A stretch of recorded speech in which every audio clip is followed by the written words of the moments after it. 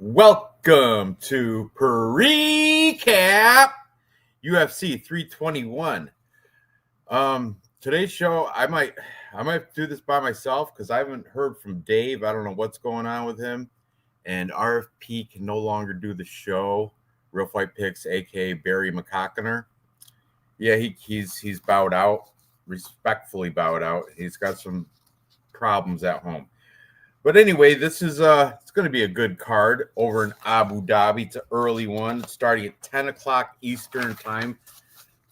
That's yeah. For the West Coast people, that's you get up 7 o'clock in the morning to watch this. Dave, hopefully you'll be on, but until then, I guess I'll just have to slug through, and hopefully I'll be able to share everything that Dave usually does until he gets here, if he ever gets here. So without further ado, let's get right into this because it's Friday and I know I'm a little groggy. But here we go. The first fight we're going to get into, the curtain jerker of the card, is a prelim fight between Jacqueline Amorim taking on Mizuki. It's Inoue, but I guess she dropped the last name, so it's just Mizuki now she's going by. And Jacqueline Amorim is a pretty sizable favorite at minus 395 on the DraftKings Sportsbook. We'll go through, check out these. Oh, here she's even worse, minus 440 on Tapology. That's ridiculous. But as you can see, Jacqueline Amorim's coming off of 4 straight wins, back-to-back wins. Most recently, she beat Polyana Viana with a rear naked choke. She submitted Vanessa Demopoulos, the stripper. She submitted Corey McKenna with an armbar. Before that, she knocked out the bunny Montserrat Conejo Ruiz, and she had her UFC I think that was her debut loss to Sam Hughes, which you can give her the go on the. If it's a debut, let's see what she's got a little bit. Yeah, that was definitely her debut. She came from LFA prior to that, but now she's taking on Mizuki in a way. But we'll go Mizuki. Hey Gerald, how are you, buddy? Oh, also Kiwi bowed out. Kiwi said he'd love to make it, but he's going into the bush. Man, that's wild that you can even say I'm going into the bush. So yeah, Kiwi. This was earlier in the week too. Kiwi Brew will not be joining us tonight, so it might be just me and you, Gerald. That's all right. Good enough. Mizuki Inoue, and now she dropped Inoue. She just wants to be known by a one name, Mizuki. Mizuki, the karate fighter, style fighter, is coming off. Look at how long ago this was. September 2023. Win over Hannah Goldie. That one's aged. Who's Bush? Ha ha ha ha. Gerald always with the good one-liners. But anyway, she beat Hannah Goldie. She had her UFC debut back against Yanan Wu, where she beat her in a split decision, and followed up with a loss to Amanda Lemos. But the thing here is Mizuki's been off for quite a while. Because as you can see right here, this Hannah Goldie fight, like I said, September 2023. I don't know. We're going to check out what she's doing in her Instagram, I suppose, real quick. I just want to see it. And we can also check out their fighter face-offs, which looks like she may have. Let me share this tab. Yeah. So here's Mizuki coming in the ceremonial face-offs. Credit to Mac Life, as you can see in the corner. I don't want any copyright infringements. Healing up busted knees. Oh, talking about Dave? Maybe. Oh, her, Mizuki.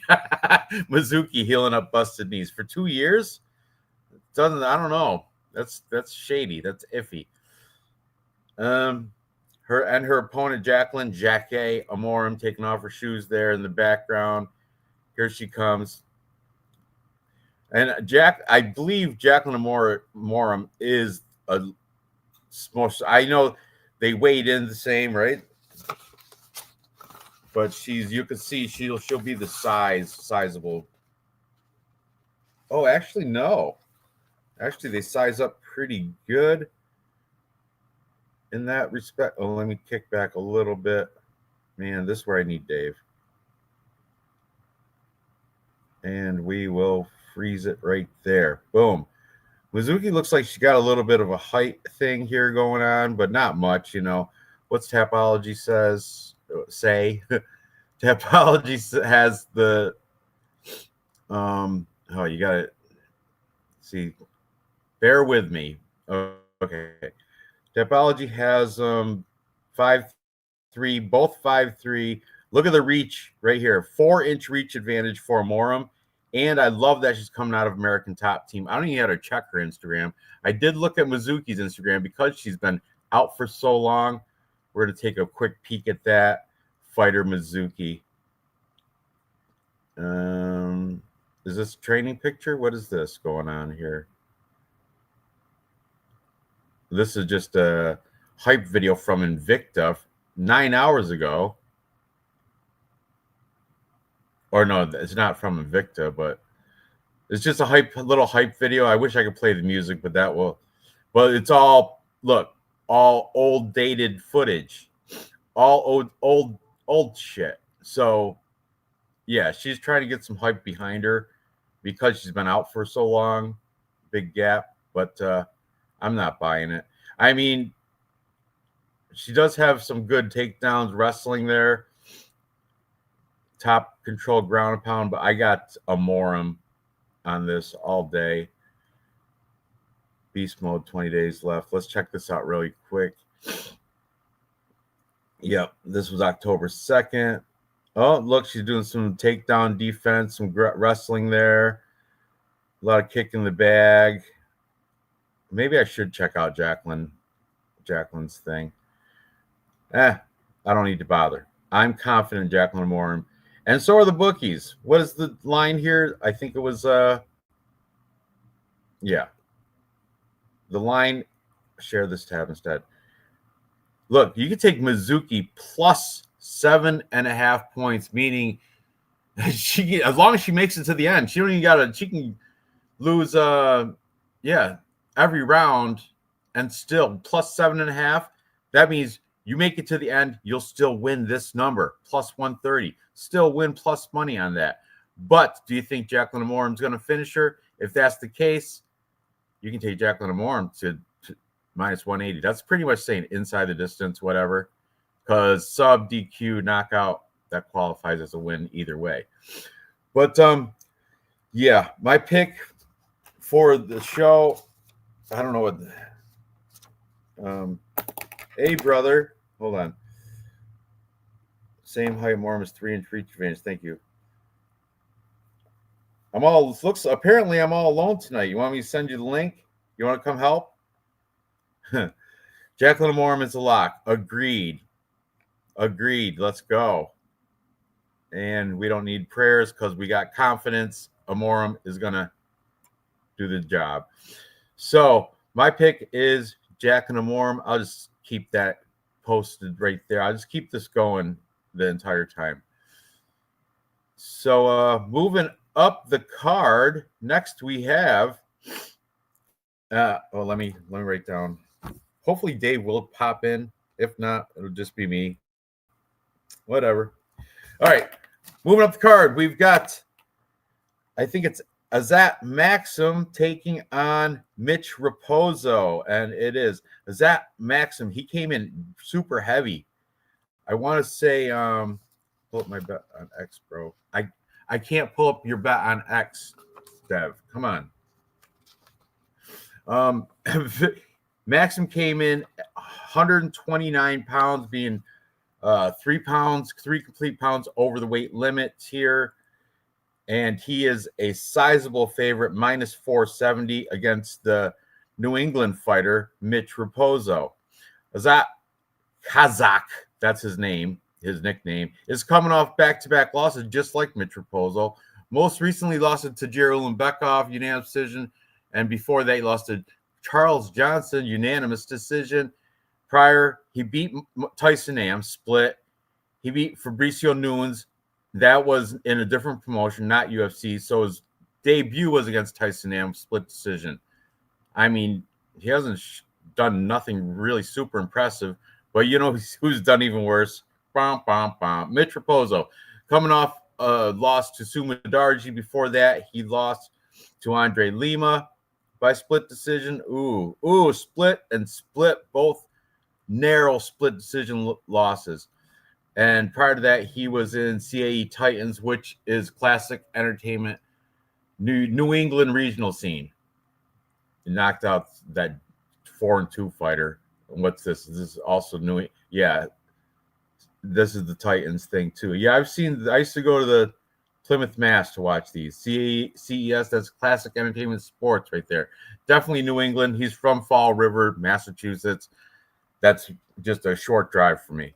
So I can't take the New England guy over the Kazakhstani fighter, Islamic Kazakhstani fight. I'm sure he's something in Abu Dhabi. So I don't like the minus 450, but you have to go that way. And it's actually deeper than that because it's minus 470 on DraftKings as of right now. I'll show you here. Boom. And as you can see, is that minus 470? Is that maximum there? So, man, I don't. Mitch Raposo plus 5.5. Ridiculous. Let's see what they look like in the face-offs. Yeah, I can't. The Mitch Raposo does have that little bit of New England wrestling, which I like the New England wrestling. See, I'm from New England wrestling background, but Azat Maxim has a Kazakhstani wrestling grappling and striking. I would say Azat Maxim definitely has an advantage. We'll see as they come in how they size up. But yeah, this might be a trap line, but there's Mitch Raposo. Look, there you go. Back up, Mac Life. Thank you. Looking as he should. But yeah, it is a fight too. So what do we got going on? Okay, 3 pounds heavy. Yes, I'll hang out with you. Send it. All right.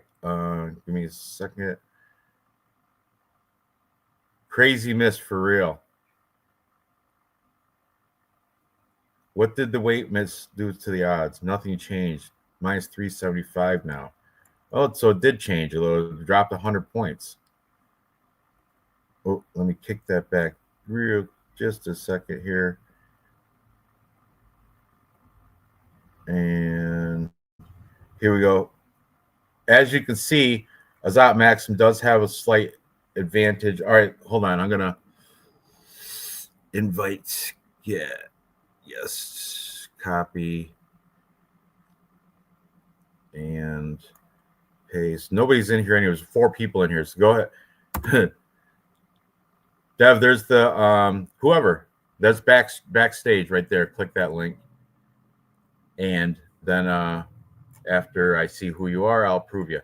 But there is a little bit of a height advantage for Maxim. Let's see what Tapology says. They have him 3 years older, 2 inches taller with a 6 or 5.5 inch reach advantage. You got to take him, but man, I'm not betting him because he's chalky and it feels kind of trappy, but it can't be trappy in Abu Dhabi, right? We'll go with the Kazakhstani fighter, Azat Maxim.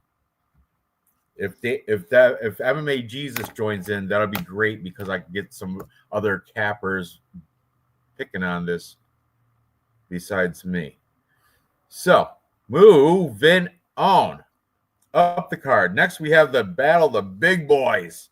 The return of Chris Barnett and Hamdi Abdelwahab. Hamdi, I can't bet you know. All right. Chris Barnett, Beast Boy, comes in as a heavy underdog. This is about right. Plus 375 here. DraftKings is plus 370, close enough. And the Greco-Roman Olympic medalist Hamdi Abdullah Wahab. I forget which medal. He didn't win gold. That was like bronze medal in Greco-Roman or something like that. He's from Egypt. What do you gotta give him that? So anyway, he's coming in as a heavy favorite, minus 500. It's minus 485 on DraftKings as of right now. Let's talk about the favorite since we got him right here, coming off a loss to Muhammad Usman. But as y'all know, Muhammad Usman now is like high testosterone. Yeah, obviously he's taking steroids. But Hamdi's no stranger to that either, I'm sure. He's taken some. He has a kebab store, I guess, in Egypt, and he's got some restaurants over in Egypt. Hamdi kebabs. I don't know if that's real. That's what I was told though. Abdullah Wahab kebab, Hamdi hammer hamburgers, something I heard, but yeah, I heard he got some crap. I like Matsumoto too. Maxim, yeah, Azat Maxim, yeah, he's definitely Barnett by self. Look, that's what happened last time.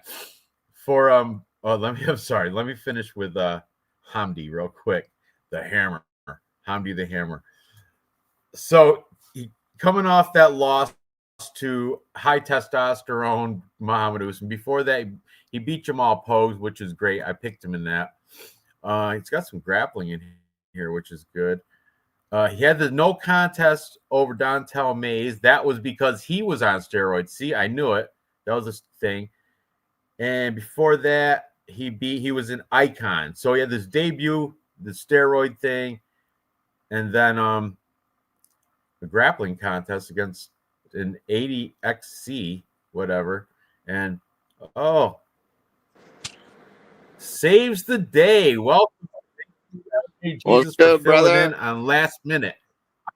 Cheers, bro. And I appreciate you. Here we go. Thank you. See, I can't drink alone either. Cheers. Let's get it, man. It's a good card. It is good. I like it. I give it a B plus. So since we're only 3 fights deep, I know you got Jacqueline Moore in the first fight, right? Yeah, for sure. Okay, and Azat Maxim, I'm assuming, unless you can find a reason for Mitch Raposo to pull one out of his bung. Nah.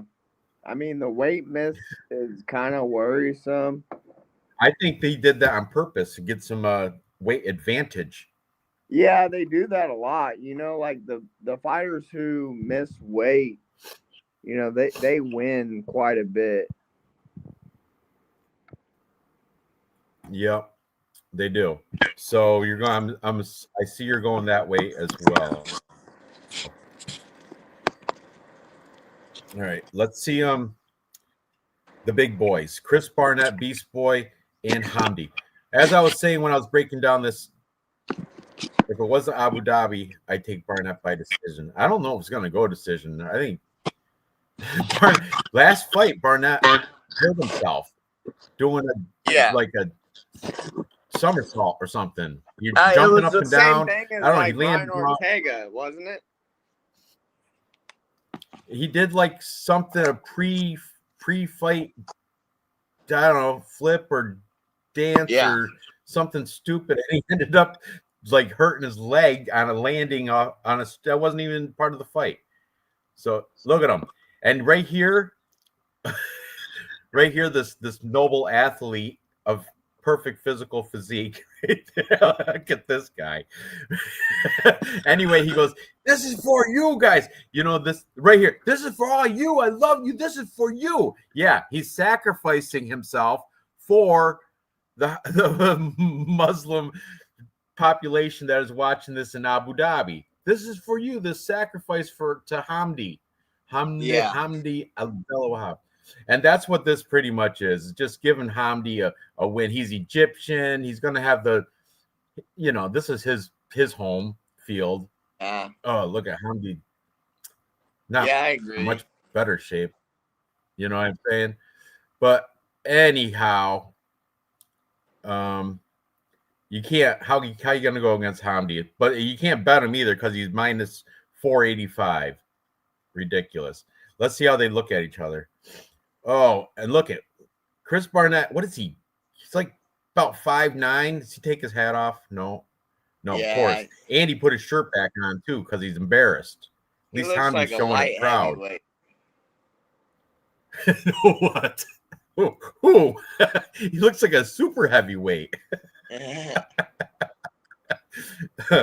there he is, useless. Huh? Compared to Hamdi, he looks a lot smaller. Oh yeah, definitely. Let's kick it back real quick, right to, both of them bodies of Adonises. Just kidding.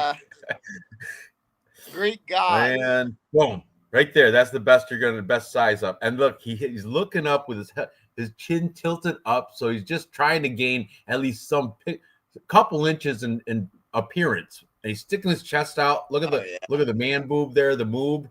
You got the moob, but the mams on comedy are out prevalent too. That's like me, but I'm 50. But whatever. These guys, Hamdi's gonna squash this. Hamdi should be the widest. Probably look better than him, Ranch. Huh? You probably look better than him. I probably right now I definitely do, but so yeah, Hamdi's my pick. I'm assuming it's going to be yours as well. Yeah, and you know what, bro? I'm actually gotta take finish. I'm gonna say submission. Hamdi is a grappler, and dude, plus 900 on DraftKings for a submission. Wow, that is a great line. Because I think it's going to be TKO. I think the gas tank on Chris Barnett is going to fade before he even gets into the cage. He'll be walking out and get off. He might do another jump and twist his ankle or something. But I think TKO is going to be a stoppage. I think Hamdi is going to overwhelm him with coverage and just gas him out and ground and pound or something. It's more favored, but I think it's favored towards the KO. I mean, for lazy big guys, it's easier to throw a big, ground. Yeah, but Hamdi's a wrestler. That's what he's known for. He is. He's Greco-Roman. He's got a championship medal. Anyway, we're both that way. Moving on. Next, up the card, we've got. Let me get rid of this Jameson ad. Boom. We got Jose Delgado taking on Nathaniel Wood. Jose Delgado was a slight favorite. What's that? I love me some Jameson. Oh, me too. I eat red meat and I drink brown liquor. All right. Jose Delgado is a slight favorite here. Let's see what Tapology says. Minus 150. Yeah, in the same thing. Minus 148 on DraftKings. And he's taking on the prospect, Nathaniel Wood. And he is not a prospect. He's 21-6. He's like 32 years old. Definitely not a prospect. He's changed his nickname. Delgado coming out of MMA Lab and Nathaniel Wood coming out of Great Britain's top team. This is a pretty closely lined fight, and I'm leaning Delgado, but man, I'm not confident in it. We're gonna let's take a look at Delgado's 10-1. 10-1. How can you not? All right, let's peek it out. Let's see who his opponents have been in this 10-1 record. I wonder where Lad, like seeing that. Ranj, do you know where Crystal he got first place last week. Crystal octahedron. I got first place I got first and second week. Yeah, you got first. Yeah, you did. Yeah. Yeah, Chris octahedron. I said something that offended him, so he doesn't watch. I think he watches the show under a different name now. Crystal hates me on Twitter, bro. He hates me on YouTube, bro. He's So it always doesn't mad. matter. I think he thumbs downs all my live streams. Down thumb. Man, he Anyway. gets real mad. Yeah, he's sensitive. He's got to be a Democrat. Back to this.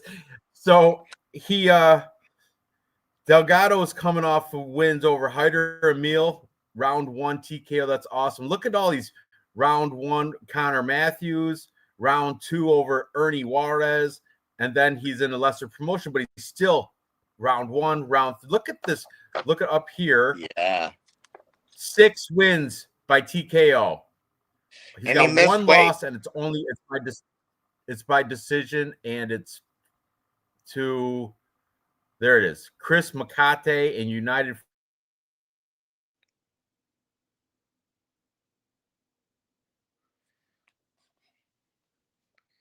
You there, Ranj? This guy. What? All right, you cut out a little bit. But this is the only guy that beat Delgado, and this guy's not bad. 11-3. He fights in the LFA. I don't know. He's not. He's looks like a veteran jobber of a lesser promotion, but it's 11-3. That's not bad. Have your one loss go to this guy. So I'm leaning the way of Delgado still. I mean, let's look at, before I get too antsy, let's look at let's give Nathaniel Wood the benefit of the doubt. Take a look at him. Peek the prospect. Can't change the name. He's got to change his name. The pro. Just cut out the spec part of it. Just call it the pro. Nathaniel the Pro Wood. Okay, so he's coming off nice wins too. Morgan Charrier, that's that French kickboxer. He had a grappling match against Cameron Else. Daniel Pineda, unanimous decision. That's a good win. Alex Caceres, grappling match. Might keep cutting out. I don't. That was maybe the boosters week or something. No, you're all right. You're all right right now, He Ranj. beat You Andre only cut out Feely. for a That's little great. bit. You're fine. Okay, I'm gonna keep going with it until it cuts out.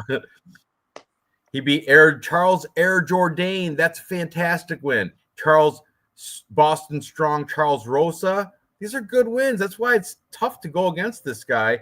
He had his last loss was back in 2020. No, he lost Mohamed Naimov. That's right. So here, this is like I said, I'm still back and forth on this, but I'm going to go with Jose Delgado. I think he's just a better fighter here. Let's see how they look in face-offs. Maybe that can determine my my pick one way or the other. After these boys, big boys, boom. Let's go. I'm for you. Boom, boom, boom. Yeah, I know the whole stage is shaking. And who comes out first? I didn't see. I glanced these a little bit after I got out of work, but I wasn't paying attention, so I didn't really. This is first looks kind of these face-offs. Oh yeah. Oh, look at Jose Delgado looking. I just like his knockouts. Like he's got bro. 6 knockout wins. He's a beast. And Nathaniel Woods all decision wins. Right. And he's not even that exciting. He's kind of boring. Right. And Nathaniel Wood, it's more like a point game, like a survive and out point. He's kind of like a Volkanovski, like a young Volkanovski. Yes, yeah. Look at him. He's a smart fighter. He's like a cerebral. That's what they call a cerebral, just to get the points. But I don't think Delgado's going to bring it to him. Yeah, especially I with all agree. those knockouts. Yeah, I'm going Delgado.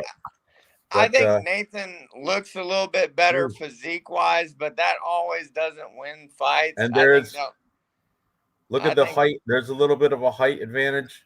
Look at the homeboy in the back right here checking him out. What's he looking at? That looks like MMA Guru. The face right there, doesn't it?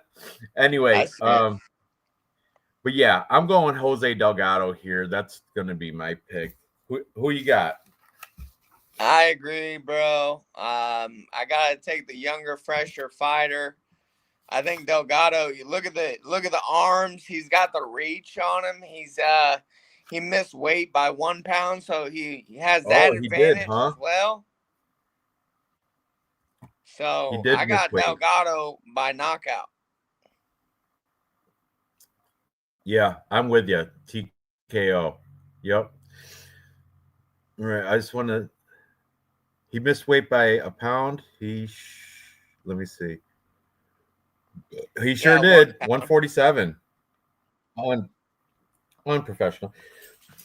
It's whatever. It is what it is. It didn't look like he had a bad weight cut or anything. I don't think he really tried that hard to make weight. You know what I mean? He'll pay Yeah, the fine because he's I that didn't get to confident in watch. a win. I didn't get to watch the weigh-ins. This is the first time seeing him. I mean, like I said, I had him on the background earlier, but I was doing other shit.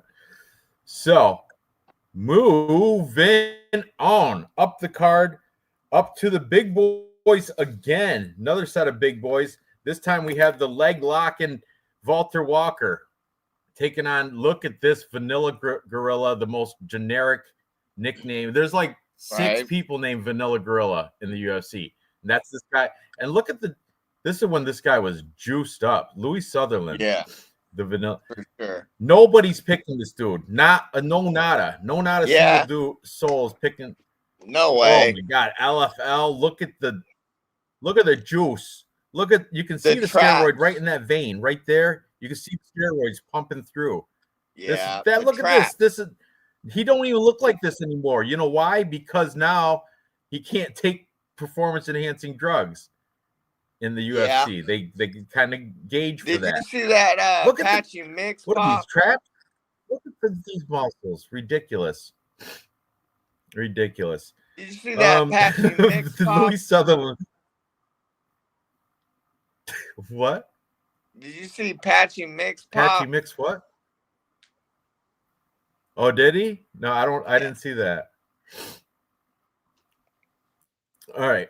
Why this fight is happening is because he was supposed to fight Justin Tafa, and that got canceled. And Walter Walker was supposed to fight Muhammad Usman, but high testosterone. So like, you know what? You guys got screwed out of your fights in fight nights. They weren't even pay-per-view events. We're gonna treat you to this. We're gonna match you guys up. And boy, what a mismatch, though.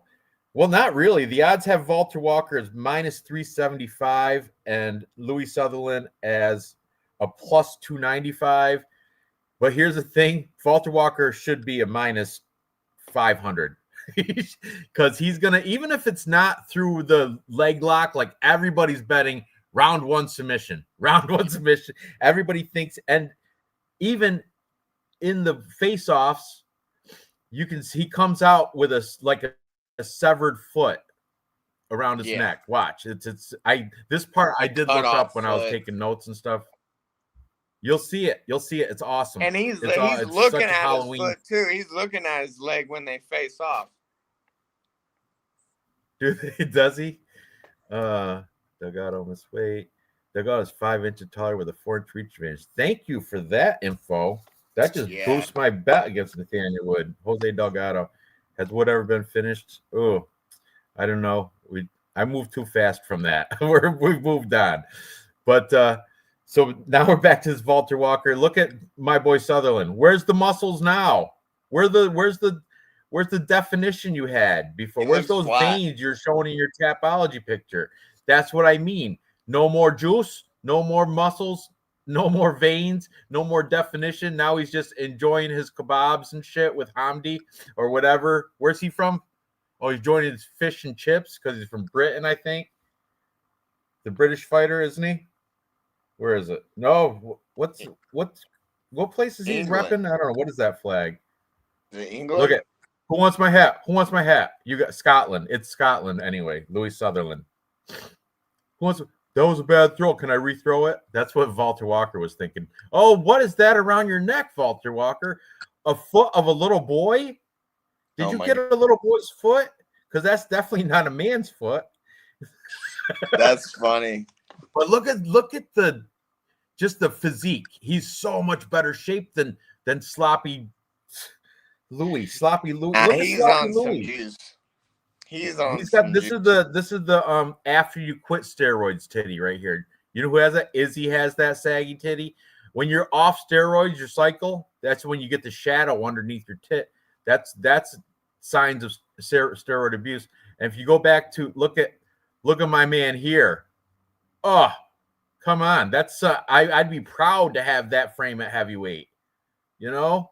He's a beast. This is lock it in. I mean, minus 375. I think that's that's value. I think he should be a minus. Whoa. Just oh my goodness. Just look at that. How that's minus 600. You know? What's going on with that? Yeah, I agree with that. Even if it's not through doing a leg lock, ankle lock, not even nothing with, even if it's not with anything with feet, he's going to out cardio him and outperform him in all sorts of ways. So my confident pick is Walter Walker. Hell yeah. Hey, Barry McCockiner, what's up? Yeah, Dave, no call. I don't know what's going on with him. He just didn't. I couldn't wait forever. So thank you, MMA Jesus, for filling in. I don't know what happened to Dave. Hopefully everything's all right with Dave. He just overworked or something.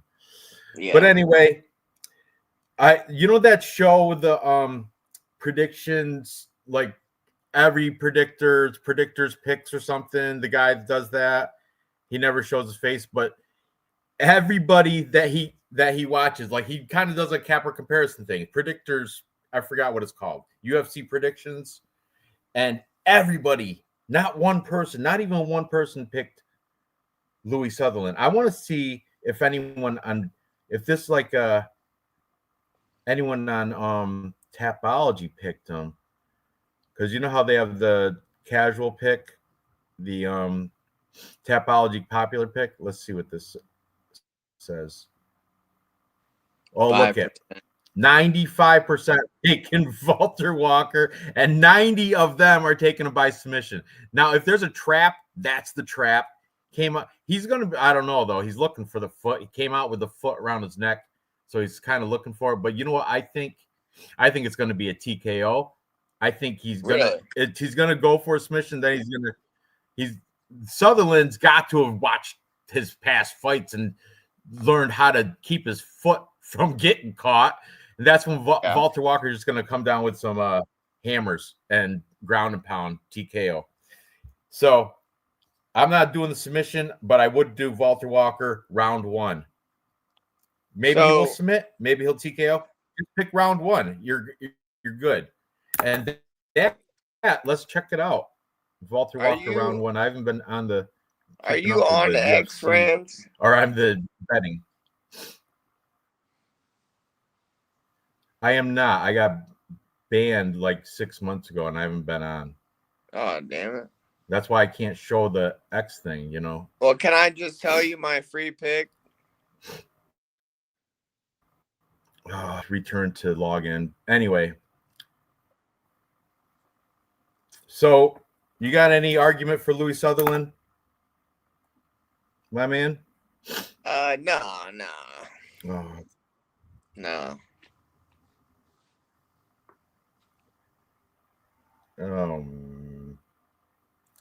All right. I keep freezing up and stuff, but all right. So yeah, I gotta re-sign in and stuff. But anyway.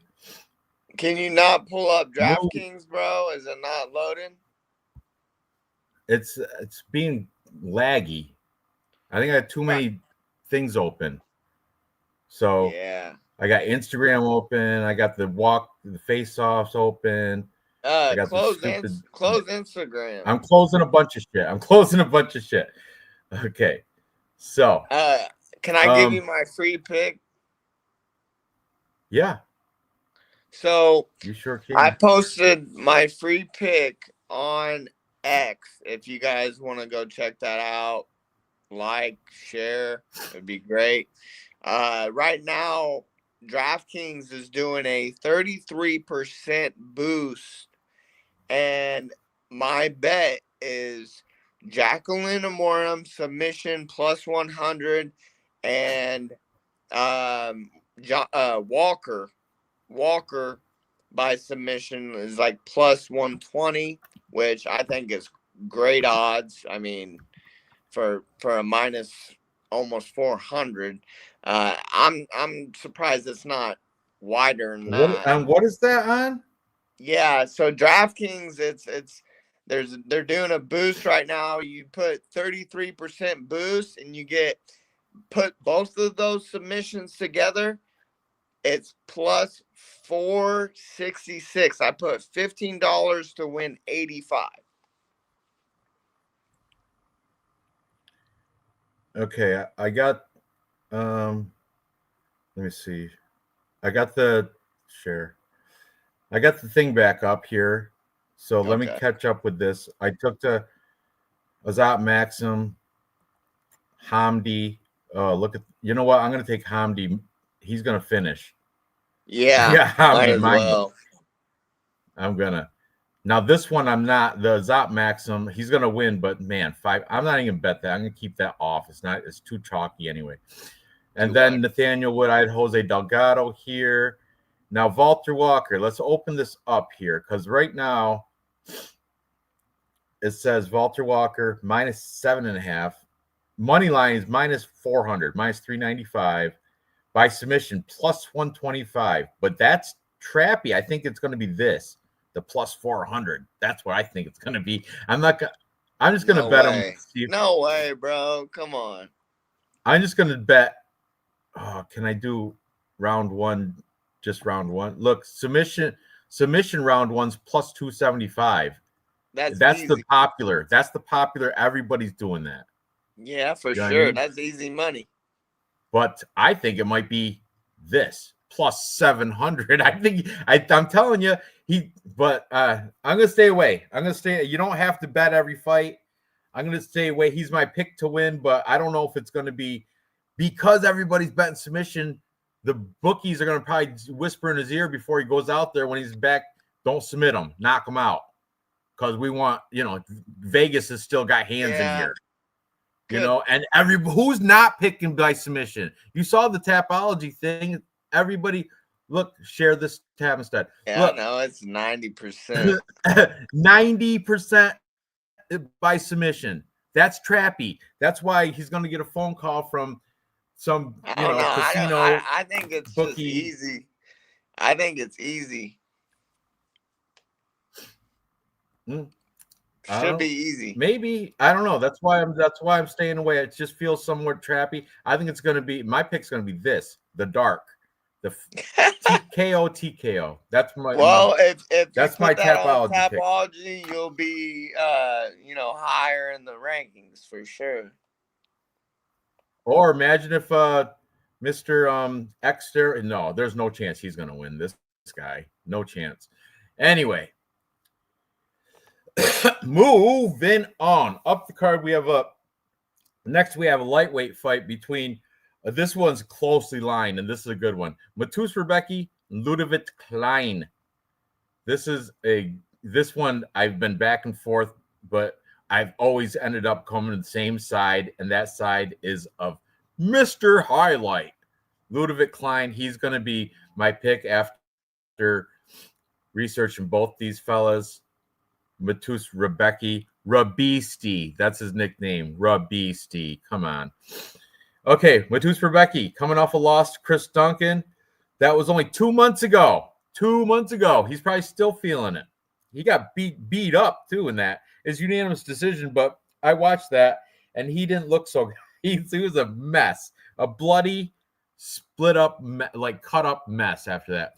He beat Oralby with split decision. That one broke my heart because I had Oralby in a parlay. He lost to Diego Ferreira by knockout. You don't like seeing that. Beat Roosevelt Roberts, beat Loic Radzabab, and that's his last 5. But then we got Mr. Ludovic Klein. He's coming off a loss too to Matus Gamrot by unanimous decision, and that was a heartbreaker too, because he wasn't performing. Ludovic Klein was just like going through the motions. It's kind of like he was just doing enough to survive. I don't know. He beat Roosevelt Roberts also. Thiago Moises, AJ Cunningham, and Ignacio Bahamon. That's a good win, actually. So we got both these guys. That's why it's near even. A Polish guy fighting a Slovakian guy. So they're within the same general area, region of the world, you know. Height, same, 5'7", 5'7". We got a little bit of a reach advantage for Ludovic Klein. Let's see what they look like in the face-offs. And that will hopefully, you know, concrete my... Stop talking shit, Sutherland. Look at how fat you are. Look at that tattoo on his belly. Unreal. So, tattoo. yeah. Walter Walker is going to destroy that fat boy. Destroy him. Lock it in. You parlay him with Hamdi. Do the big fat heavyweights. I'm telling you, it's a good one. Inside the distance, both of them. Hamdi and Walter Walker. Yeah. Within distance. Under 1.5. Under yes. 2.5. Yes, absolutely. Oh, man. Look at... That's Matus Rebecki. Looking good, though. Yeah. Shaved his head so he doesn't, because he had that like that balding. Like a hitman. Look, he does. We had those shaded sunglasses. We got to go through a quick Ryan Reynolds commercial for Mint Mobile. $30 a month. No shit. It's like an Obama phone, a Mint Mobile. What is that shit? All right, and here comes my hero of the day, Ludovic Klein. He's let me down, though, before, too. Was he 23, 5-1 for this boy? But I think he's Mr. Highlight, will have the better. What's going to happen is Matus Rebecki is going to be in his face, but I think Ludovic Klein's looking for that counter striking. He wants him to press forward so he can tag him. Let's kick back just a little bit. And he does. Look, he's got... what's Tapology say? He's definitely got a height advantage, probably, and reach advantage. Man, Rebecki, though, he's girthy. Look at that freaking arm on him. Look at his abs. I know. What is that's chiseled? That's almost like a Chris Barnett ab. I'm just kidding. I'm just kidding. Yeah. Six-pack. Let's see. Six-pack. That's like an 8-pack there, Rebecki. But they both got abs. They're both... Anyway, I'm going with Ludovic Klein. I think he's going to get a little bit of a speed advantage. Rebecki looks like he's going to have power, though. Either way, sure. It's going to be close, and I'm not confident, but my pick is Ludovic Klein. What are you thinking on this one? I gotta disagree with you on the first pick. Good. We're disagreeing here. I'm gonna take the slight underdog in Rebecki. I think Rebecki's fighting the better competition.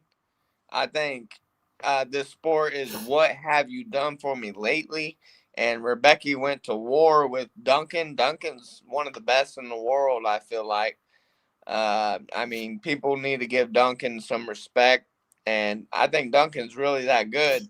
And Rebecki had a war with Duncan, you know, and I know it wasn't that long ago, but man, I feel like Klein, his last performance was so bad.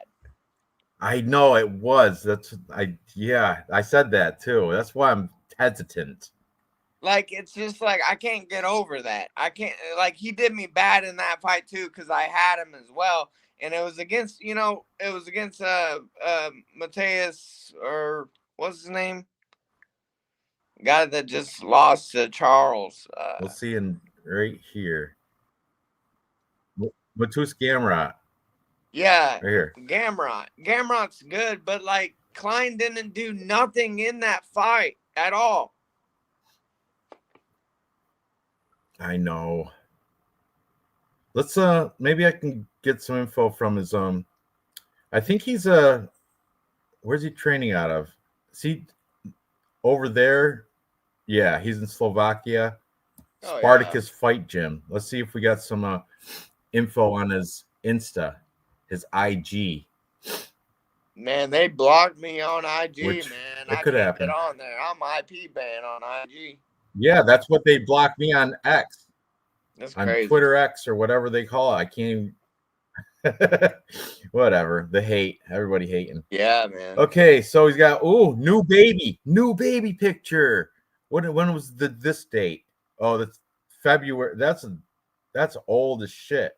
36 weeks ago. That's old. So it's not a new baby anymore. He's had fights since then. So we can't use Yeah. that. Oh, beautiful wife or girlfriend or whatever. Oh, I'm not seeing. I see some, what's that? Cologne, some advertisements and shit. It's horrible commercial. Look Yeah, at what is this commercial? This is cringy. Now I don't want to pick them. that's really cringy, bro. It totally is. The ad for the cologne, that's horrible. That now let me see if I see. Is it my? It was. And look, this is anybody can do. Just running. You gotta go to I don't. Rebecca now. I'm definitely going to, but okay, lifting weights. This is what everybody by that. This is habits. This ain't nothing. I want to see them wrestling and training with people, like not air punching in the middle of a soccer field. Anyone could do that shit. What is this? Another ad? Yes, it is another ad. I can't do it. I can't take it. Man, I got him in a parlay too. I have to switch my pick. Let's look at You might have to cash out, bro. I'll lose 80 cents. Something. I don't know. I'll lose something. Anyway, let's see. Let's just cash out Matus before him.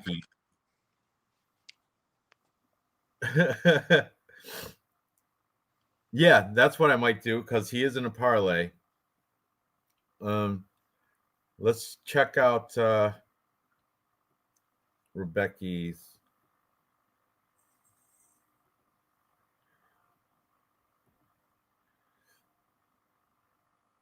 Okay. Rebecca.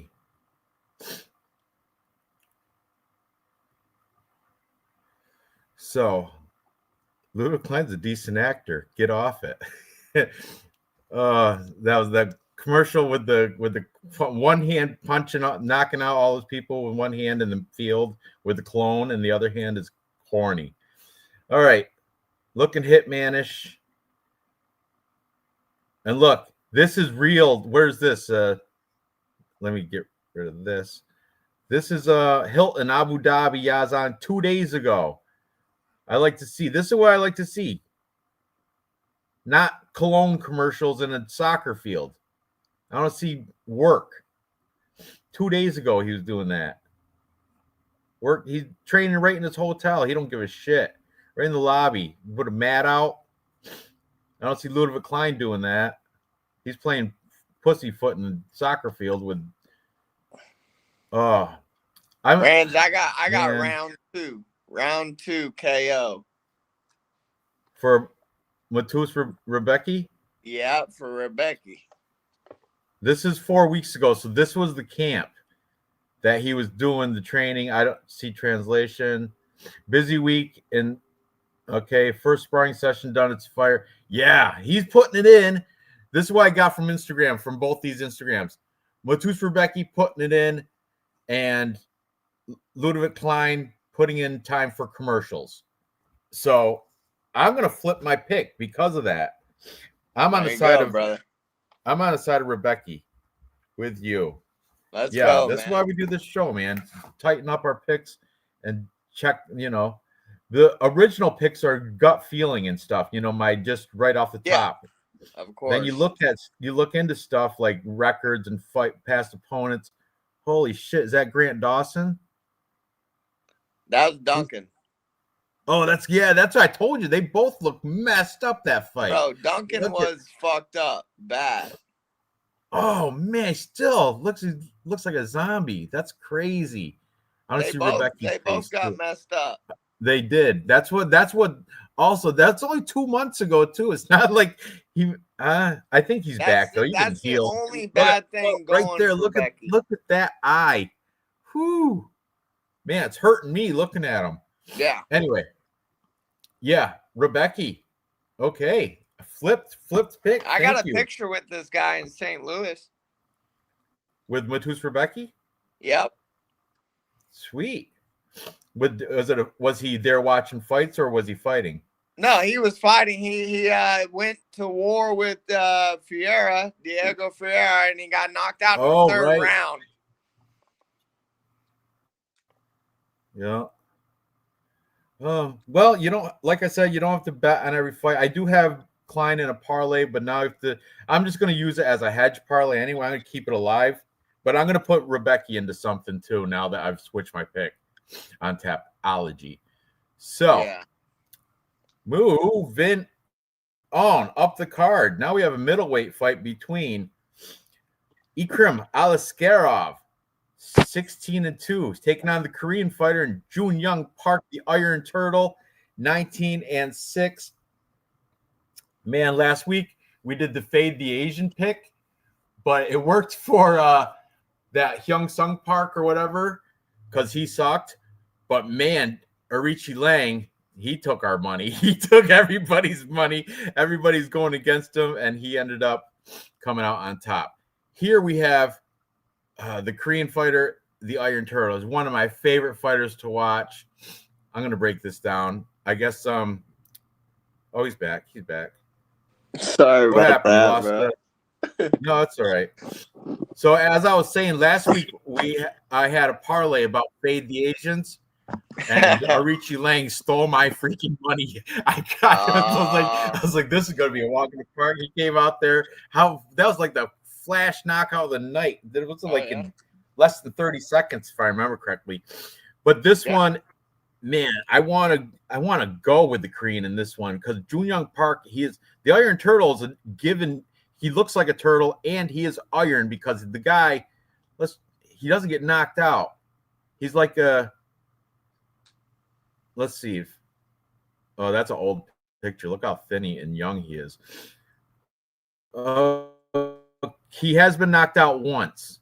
One loss by knockout for homeboy. Let's see who it was. By Rodriguez. He's coming off. He's got wins over Ismail Nardiev. That was a good one. Brad Tavares, a good one. Lost a split decision to Andre Muniz. That was probably a robbery. Yeah. Beat Albert Dariev, Dennis Tylulin, Joseph Holmes. These guys were like fraud checked because these guys were all. That's an ugly dude. His name is whatever nickname. These guys were supposed to be great, and he fraud checked them. Here it is. RoboCop is the only one and that was a standing. He didn't go knocked down. Standing TKO. So Iron Turtle does not get finished. He did get stopped TKO'd, but standing. He didn't fall. And look at all the wins. Tefan Chukwi, Marc-Andre Barrio. He's making a good name for himself. But now he's an underdog going against Ikram Aliskerov, the Russian fighter with the name ending in V, fighting in Abu Dhabi with the Muslim. I mean, you got to think of the Islamic Front, the Muslims. What's that? His shorts say American Top Team right there. I'm pretty sure. Let's see what this says. But it says KHK MMA team. Interesting, because his shorts up there had the logo for ATT. Ikram Aliskerov. He's coming off a round one knockout of Andre Muniz. I'll be back, bud. Okay. Do come back, though. He lost to Robert Whitaker. Before that, but you can give Bobby Knuckles beat anybody. He beat Warley. Look at all these cancellations. Cancel. Why? I wonder. He beat Warley Alves, who is not that great, in a performance of the night with a flying knee. Beat Phil Hawes, Mario Souza, Nishan Burrell. That's Eagle FC. Okay, so before UFC, who cares, really? Muro Jurkovic, Dennis Tylulin, he's a UFC guy, or was, anyway. So there's some lost to Kamzat and Brave. There's some notable names in here anyway, but what have you done for me lately? Dun, dun, dun, dun, dun. Only beat Andre Muniz and lost to Robert Whitaker. And before, look at all the cancellations. And before that, Warley Alves, 2023. I don't know, dude. I'm going with the dog here. I'm going to take I'm not confident in it, of course, but I'm taking the upset. I'm taking the plus money in the Korean fighter. I know it's in Abu Dhabi, and I know as of lately, people have been fading the Koreans, and Asians overall. But look at last week, Arichi Lang stole everyone's money. I think, let's see what they look like in face-offs, but I think I'm leaning Jun Young Park in this one. Chat, what do you have to say about it? Let's see. Oh, look at you. What a surprise. I thought you couldn't make it. Hey, you know what? I seen you were just solo, and I was like, fuck it, dude. You know what? I love, if as for Is that mine? My bad. Yeah. I was watching you, bro, and I had to jump in. Listen, if I'm just looking at the pictures, I'm Ikram all day long. No brainer. Look at Junior Park just did the neck slice. That's you don't do that unless you're serious. He did it with a smile too. Hey, you know what though? Look at honestly, training partner looked like the Asian version of Chris Barnett. I was fading him because it's my inside joke with the chat that I fade Asians. But honestly, like, I think Jun Park does good with people who have lesser wrestling. And I don't know if Ikram has wrestling. I'm not exactly sure like what his style is. I know he was trying to strike with Kamzat and got fucked up. He looked like a good striker. Where I would need Dave and the stats with like takedowns, the striking volume, and all that shit. Look how humble and respectful Jun Young Park is, though. Every time. Yeah. He won't even look him in the eye. He's always smiling. That's why I like he's good natured. Win or lose, you can't knock the guy for being how he is. You know what if he has good takedown defense, though, I think Ikram's the better striker. I'm gonna look it up. I just want to know what Ikram's takedown defense is. If it's 70% or above, because Jun Young Park is not like Bo Nickel. He's got wrestling, but once he gets you to the ground, his top pressure is wild. Right. Park can only win with benefit points, and I remember where the fight is. I know. I gotcha. Let me see, man. So welcome basically, back, jump. Jesus. So his takedown defense, 100%, bro. For who? For Ikram. I'm gonna go Ikram. That was it. Yeah, that would be the sensible play. And it's in Abu Dhabi, and he's probably gonna have the support of the fans behind him. But how big is the spread? Like, how wide is it? What's up, Jesus? Let me see you, brother. What's good, bro? Good to see you, man. Smoking it up. Oh yeah, for sure. Same. I got one right here. What was the odds? It's wide. I'm looking. I'll check it out. Right here. It's wide. Oh no. I hate it when you have a read and you don't know what the odds are. And then you find out it's like minus 500 or something. I think Ikram is like minus 250. It's right here. I got it. Is it playable at all? Ikram minus 225 on the money line. I'm going to take Jun Young Park plus 3.5 because he's durable. He's not going to get finished. If he can make it to the end, and if it's a split decision, I'll still win. And it's plus, even money. Yeah. Even money, Jun Young Park plus 3.5. And those I'm going to pick him on makers, dude. Tapology as well. Guys. So you guys are both on money. MMA Jesus? Yeah, bro. Sorry.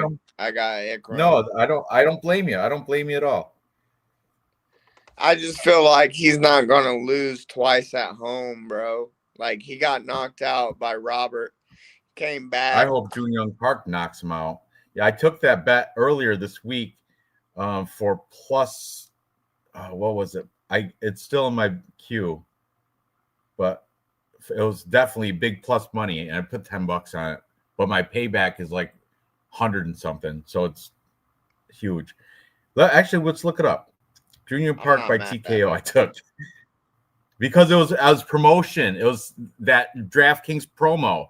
Like take Oh, yeah. somebody method of victory. If you have 33. DraftKings, you know the same thing. Look, Junior Park by TKO plus 700. Boom. I did take that too earlier in the week. And with the promotion was 33% boost. So it's like whatever. It's whatever. I think he subs them, if he finishes them. You just see him ground and pound. Because that guy loves that ground and pound. Or the getting the guy on the ground and controlling him. Yeah. That's and throwing go-to. in punches when he's on his back and getting the fight stopped and knockout. That's what I'm foreseeing. Anywho. I like real quick. I have- like a lot of the unders in this card. Agreed. I think there's going to be some action, like violence going on, showing up. Yeah. People showing up and getting it done. But moving on up the card, we have the feature fight of the prelims. We have Nasrat Haqparast taking on Quillen Salkeld. Now, this one, who would you say would have the advantage? Australia is not that incredibly far from Abu Dhabi. Nasrat Haqparast, isn't he an Afghanistan fighter out of Germany or something weird like that? Let's see. Yeah, Afghanistan, like Afghani in heritage, German in like where he resides, and he's training at TriStar, which is in Canada. So I mean, this guy, who knows? But it's an even line fight between the two of them. I'm on just with the community. I'm on Haqparast, and I think it's going to be a decision. Salkeld just hasn't really impressed me. Let's take a peek at these guys, a closer look since we have it, and we're not doing stats anyway. Where fight is Ikram 100% takedown defense. Yeah, Ikram by decision. Park is durable as hell. Yeah, that's why I took Park by plus 3.5. Then I'm covered either way. Well, unless it's a unanimous decision. So I've coming off wins over Esteban Rubic, Jared Gordon, Jamie Malarkey, Landon Quinones. All these guys are UFC caliber fighters. John McDessie, my favorite shirt. Thank you, Real Fight Picks. And his last loss was back in 2022 against Bobby King Green. Before that, lost to Dan Hooker. But look at how far back he's been going against these guys with major names in the UFC. He's been in the UFC, Mark D. Casey. He's been in the UFC since, I'm still going down. Okay, here it is. His debut was in 2017 where he took a unanimous decision loss to Marcin Held. And since then, he's been just doing what he's got to do. He's he got these 2 losses and lost to Drew Dober. But overall, he's been doing very well as a UFC fighter. Now he's going against the relatively newcomer in Quillen Salkeld. Quillen Salkeld 9-1. Like I said, relatively newcomer because who the fuck is this guy beat? Yanal Ashmus, so anal ass mouth. Anshul Jubilee, who's that? The Glass Tiger. That's an Indian fighter. That guy's 19 seconds. Though. Yeah, against Glass Tiger. Anshul Jubilee's Indian fighters are not known for fighting. They're not just, I don't. Anshul Jubilee's not. Hey, an Indian got a win today in power slap. Hey, that's the trailblazer. That's something. But that's about it, though. Before that, he was an internal going against random named look at these guys. Nico Flasas, 2-7, 1-0, 3-1. I'm just saying nobody until his best competition was Yanel Ashmus or Gage Young. Gage Young Contender Series. Definitely not Angel Dublee. That guy's no good. Yanel Ashmuth is probably the best opponent he's had. That's why you got to go with Nasrock Hawk Press. And he's plus money too. I got him plus 110. Is that right? Let's see. Let me see here. He can't. Let's see what they look in the face-offs, right? Okay. Yeah, because dude, what's his name? He has a 75-inch reach Smiling at Turtle. Southfield. I don't like taking the smaller fighter anymore, no matter who fights it. It just, unless it's Ilya Taporia, because he's always a smaller fighter. I'm good, man. The little ones have been getting beat up. Who comes out first? I definitely didn't see this far into the face-offs.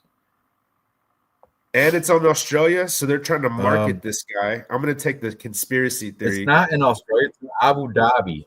Abu Dhabi. He's Australian. You know what I mean? They're neighbors. It doesn't matter. Look at that guy. They're neighbors, but not really. They're still hours like via plane. He's the next Conor McGregor right there for Australia. Yeah, cut it out. That's ridiculous. Quillen saw killed.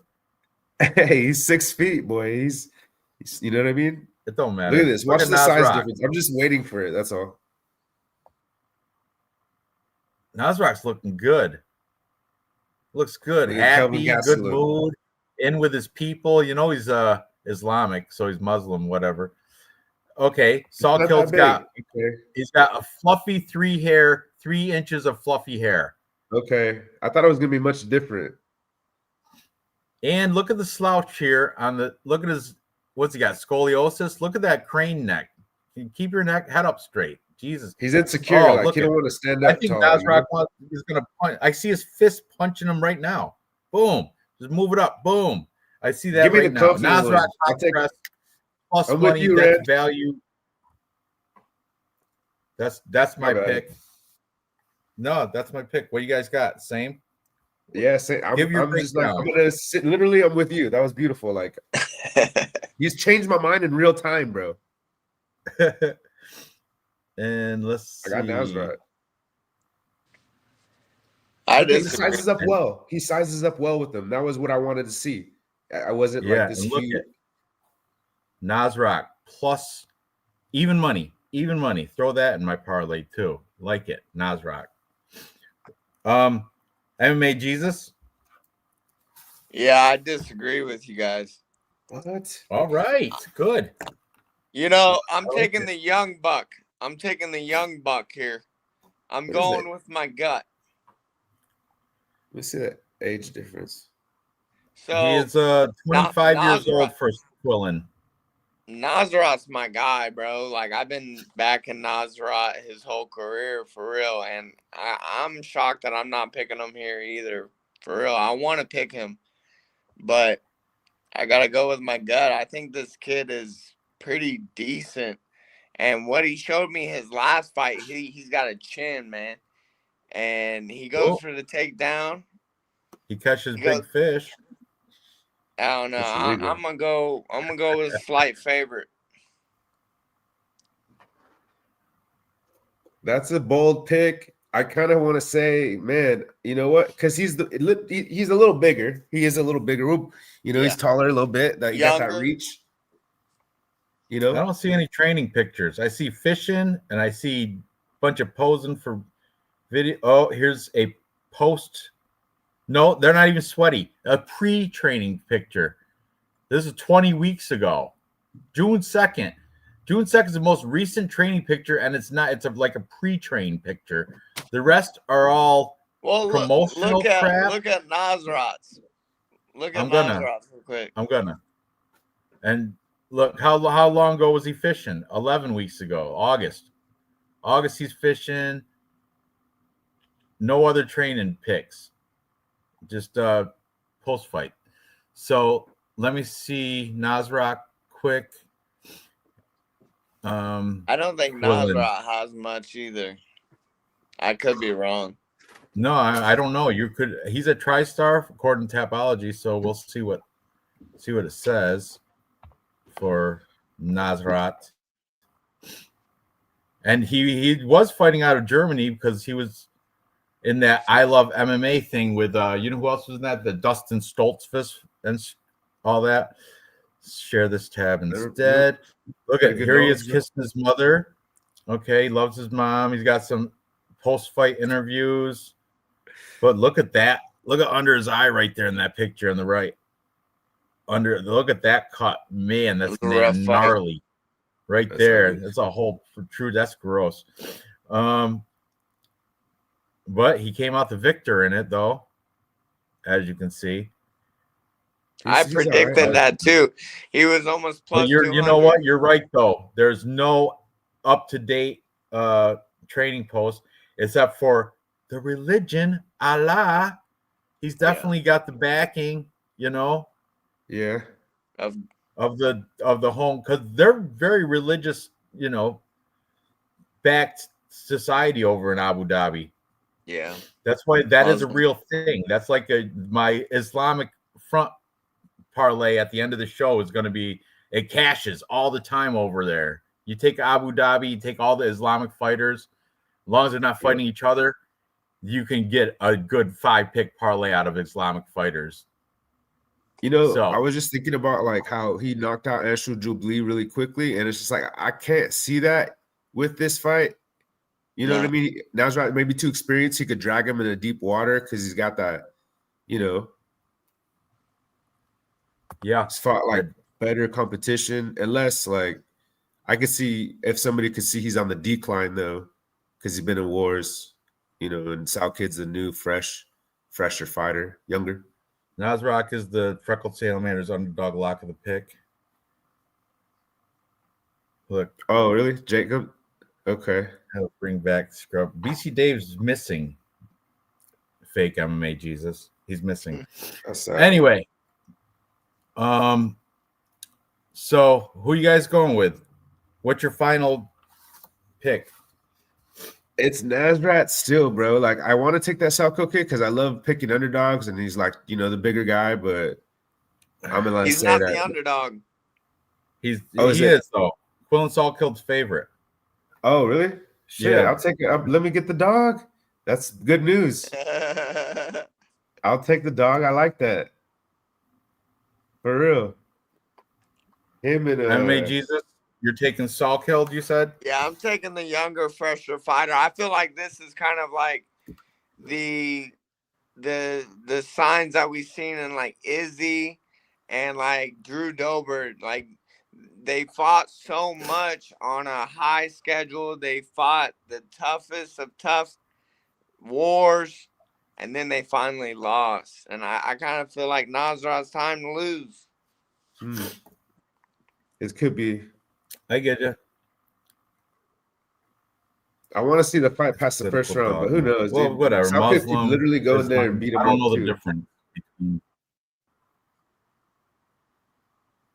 He could. Anyway, moving on. We got the curtain jerker to the main card. This is what everybody's starting to pay for, because remember, you get the prelims for free on ESPN. This is what you pay for. Here we go. This is the open up the pay-per-views, right? Main card. Nice. We got Alexander Rakic Rocket taking on Azamat Murzakanov, the professional. Undefeated Azamat Murzakanov, by the way, the professional, taking on Rakic, who's coming off with 3 losses back to back to back. Most recently, he lost to Magomed Ankalaev. Okay. Yuri Petroska. Okay. And Jan Blachowicz. Yeah. 3 losses in a row, but they're 2 of the top tier of fighters at lightweight. You know, top tier lightweight fighters, top of the division. Blachowicz, right. Yuri, and Ankalaev. Top, you know. And before that, he beat Thiago Santos, a broken Thiago, and an old aged out Anthony Smith. That was 5 years ago. That was before he was aged out too. But then we got Mirzakhanov, the professional. This guy has never seen. He doesn't know what a loss is. Let's take a closer look at Azamat Mirzakhanov, 15-0. There's no red because he hasn't lost. So that is good, and he's quiet. He's not like you don't hear about undefeated Azamat Mirzakhanov. Everybody thinks there's like a Mandela effect. They thought he'd lost before. No, he hasn't lost. Yeah. So he beat Brenton Rivero round 1 strikes. Alonzo Menifield took him out round 2. Dustin Jacoby unanimous decision against Dustin Jacoby was at one time the top-ranked kickboxer in the world back in early 2000s when he was super young. Brown Bear Devin Clark ground and pounded his ass out. Tefan the Don Nchukwi, knocked his ass. A flying knee. That's performance tonight, of course. That's fantastic. And then before that, he was a Contender Series and Brave, so who really cares there? But I'm going with the undefeated fighter. I know Alexander Rakic is coming off 3 losses, and they're 2 decent opponents, but Azamat Mirzakhanov's coming off 15 wins. So I don't think he's gonna snap the streak here. I'm gonna go with him, and that's even money. It's Ranj, watch the face-offs real quick. Tell me what you think after that. I will right here. We're gonna watch him after we see handsome Quillen Salkhill with his handsome mustache. I wonder if they're talking shit right there to each other. Gotta go with the mustache. And in what language?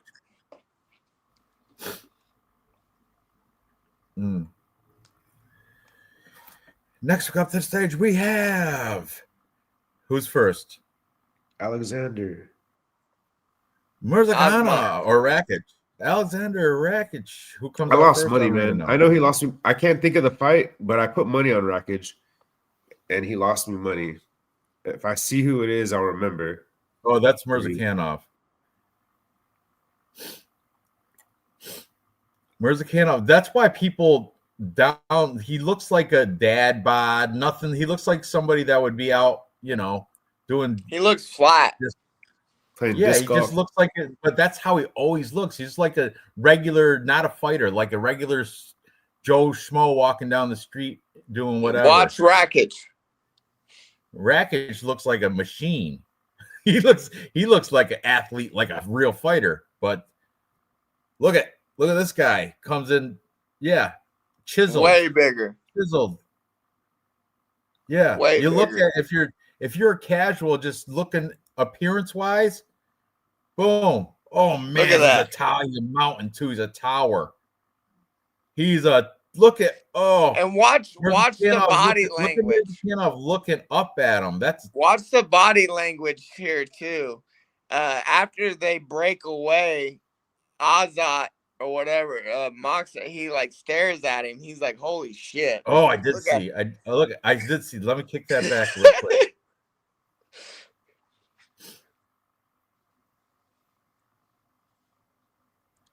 I don't know. Man. I don't know if that's fear or determination. Is that fear or confidence? I don't know. I think that's I determined that as confidence. Yeah, I think so. We'll see. He's undefeated. He has no reason. I'm sure he's fought plenty of people bigger, just that are bigger, that are taller than him. I just think you gotta look at this, Ranj. What would Yuri Prohaska do to that guy? Lose. Exactly. Look at he would lose to that guy. Yeah, I'm still taking the undefeated fighter. I'm going with Mirzakhanov. I know by the eye test, it doesn't look like he's gonna win, but I think I'm going with Mirzakhanov. But I'm not feel mad free. at it. So you're gonna take Rakic, you boys? Yeah, I am. Okay. I guess real fight Barry McCockner's out again for a bit. So anyway, moving on up the card. Next we have where are we going? Oh, okay. Move up the card. Next we have a heavyweight fight. This one is a banger. We got Alexander Volkov taking on Yelton Almeida. Volkov is the underdog at plus 154, and he has a record of 38-11. Yes, that's double-digit losses for our man, for our Russian fighter, Alexander Volkov. And he's taking on Yelton Almeida, 22 and only 3 losses for the Brazilian. And Yelton Almeida comes in at minus 185 on DraftKings. So we got Mahaldinho taking on Drago, Ivan Drago. And this one, man, the thing is, I don't like taking double-digit loss fighters, but see this loss here against Curtis Blades where he got hammer fist because he was going for that takedown and he wouldn't give it up. He was going for like a single or a double leg. And so Curtis Blades was like, okay, I'll just keep punching you in the head while you're trying to take me down. A decorated NCAA wrestler, you're trying to take me down wrestling. And that's what happened. And TKO. So let's look at the other couple losses for Yelton Almeida because he's kind of, I think he's unwarranted favorite, minus 185. I mean, he should be a favorite, but I think it should be more like a closer, like minus 120 or something, like a closer lined fight, especially against a veteran like Alexander Volkov that's already been in so many high profile fights. Okay, let's see. Beat Alexander Romanov, rear naked choke. With that, Alexander Romanov, you learned he's got cardio problems. He's not that good. Okay. Derek Romanov Lewis, also unanimous decision. Derek Lewis. What? Romanov's a champ now, though, right? Alexander Romanov? In PFL, I think he is, yeah. Oh, he might be. He might be. Yeah, he's in PFL now. Is he? He's champ.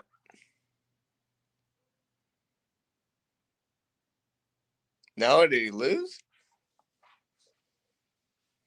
He might have lost that fight. Split decision, robbery. I don't know.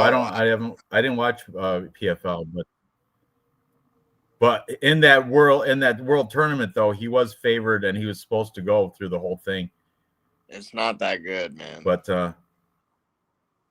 needless to say, we're talking about Yelton Almeida here. Welcome back. Guys? Sorry about that. No. What's up, guys? I'm back. So, welcome back, Barry. I got some food here in a minute. Real fight picks. If you can hear me. Azamat, bro. It looks like he's freezing. Azamat. Are you serious? What's that? That guy is legit. Can you hear me? What? Who? Yeah, I can hear you now. Best striker. What weight class is that? Is that light heavyweight? It is, right? Yeah. Okay. Easy. That one's easy. And I can't believe the line. That's like I've just found money right now. I'm thinking about what I'm going to spend at the mall. Rakic is going to ruin your day, boy. Oh, no. What, the Mirzakhanov pick? Yeah, you know what? Rakic, he impressed me with the kicks and stuff, but I think he's just like. No, I'm with you, buddy. I'm with you. You're Azamat? Yeah, you do. Because you like undefeated players. I'm I know you're kind, Ranj. I'm going easy. That's not the reason I'm picking him. Well, not because they haven't done me wrong yet. That's not. I have gone against undefeated fighters and won. Hey, is that the real? Hey, wait, hold on. Is that the real size difference though? God damn. Yeah, bro. Did you see it? Yeah, that was crazy. It was. I'm not. You know what? We've moved on. Put money now on we're on. I can see why it's even. I see why it's even. It's crazy. I changed my I'm mind. still going Mirzakhanov. I changed my mind, bro. Man, how many times are you flip flopping back and forth? He's too big. I'm still gonna pick him, but I'm not placing any money on it. I thought I was. Never mind. Never mind. What the fuck? That's not even fair. All right.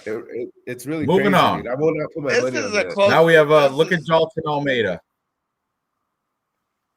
These Jalton guys Almeida, are similar always looking size. the athlete. Yeah, he's the You guys man. still talk about that last fight? Or can we move on? No, we're good. I'm good. I got. Okay. I'm Jalton Almeida and Mr. Undefeated. That's all. He's okay. Me too. Jalton Almeida, definitely the prime of his physique. I think prime of his fighting years too. If I checked his age, Yeah. I didn't though. 34. Is he really? But this is look at Volkov with the long hair. Volkov's 37. That's new. With the long hair. It's all right. It's heavyweight. You can fight up into your 40s. Yeah, look at that midsection though. That midsection looks a little soft. That's right. He's always looked like kind of like but look at he's got height. Look at the short guys always wear hats and they're always brimmed up. Is that to make them look a few inches taller? You notice Chris Barnett had the hat, as that Mirzakhanov had the hat on, and now Jalton Almeida has the hat, and they're all the shorter guys looking up. You notice that? It's a weird thing. How come the tall guys don't wear the hats? It's always the shorter guys wearing the hats. But anyway, I think this is kind of trappy. I think I'm going to take the underdog here again. I know I don't like double-digit loss guys, but I like that long hair, Volkov. I think it's a new, and I think he has.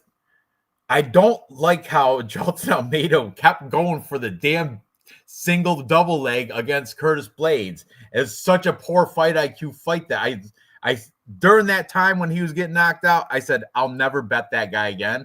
So I got to stick by my word. I can't bet Jalton Almeida because of that poor performance. I know it was even a while ago. It was like a year or two ago, probably. Who knows? Let me see. That actually it was March of 2024. Okay, where the Hammer Fist lost to Curtis Blades, and that's what's haunted me. I cannot take him since that. He's had wins Ranj, since that. He's beat thanks for letting me join, bro. Huh? Thanks for letting me join, bro. I appreciate it. I'll be in the comments, all right? Okay. All right, you got it. You guys have a good night. What's your pick on this? Volkov or Almeida? I got Almeida round 1 submission. See, I can see it because I think Volkov is lacking in the takedown defense, and he's getting older. He lost to Gane. Yeah, it could have been a robbery, people say, but I feel like Almeida's a little bit younger. So, Dave, let's go. Huh? Surprise! I guess better late than never. You're only hour and 40 minutes late. That's all right. At least you made it. And now, what'd you text? MMA Jesus said you can leave now. I'm back. No, you're good. Just covering. You know, MMA Jesus is gonna go. I'll fucking fill in for MMA Jesus. I know I'm. Hello. Hey, let's get Dave's picks. Let's get your picks too. We gotta go We gotta kick it all the way back. But I'm in the middle of this breakdown. Volkov's be back. Let's finish this breakdown, and then we'll go back in time before we do the last 3 fights. All right. Okay. So this right here we are. Jalton Almeida or long-haired Alexander Volkov. Long-haired Alexander Volkov is my pick at plus money. I like the experience, and I told you why I can't take Almeida because that Curtis Blades fight where they showed the poor fight IQ, wouldn't let go of the stupid takedown attempt, and that's why he lost. I don't think that's going to happen here. I think he's going to take down Volkov numerous times, but numerous times Volkov is going to get back up, outpoint him on striking, and potentially wobble him. I got Volkov winning. I want to say maybe decision. I don't know.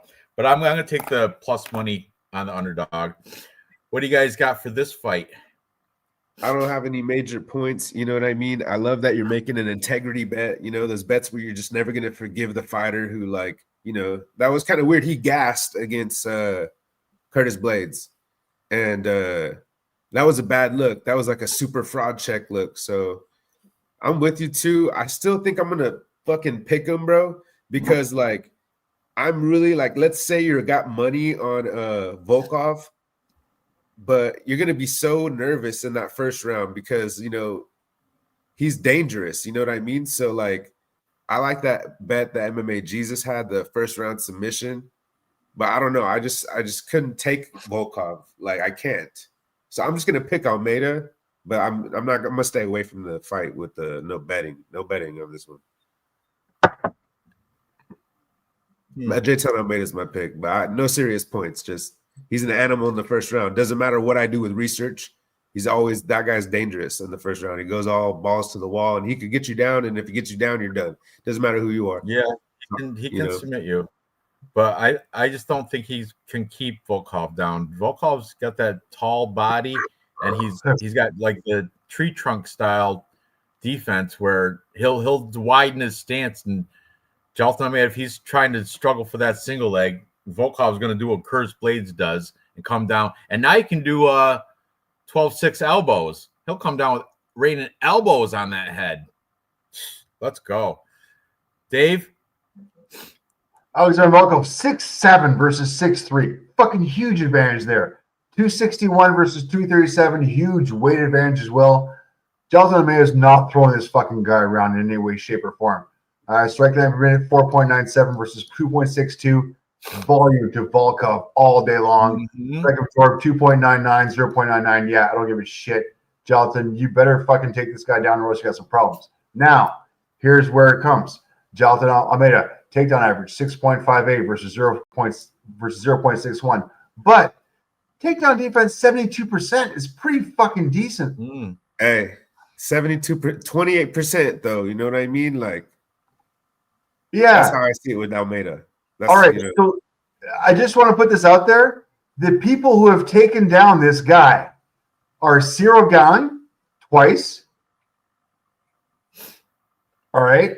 Tom Aspinal twice.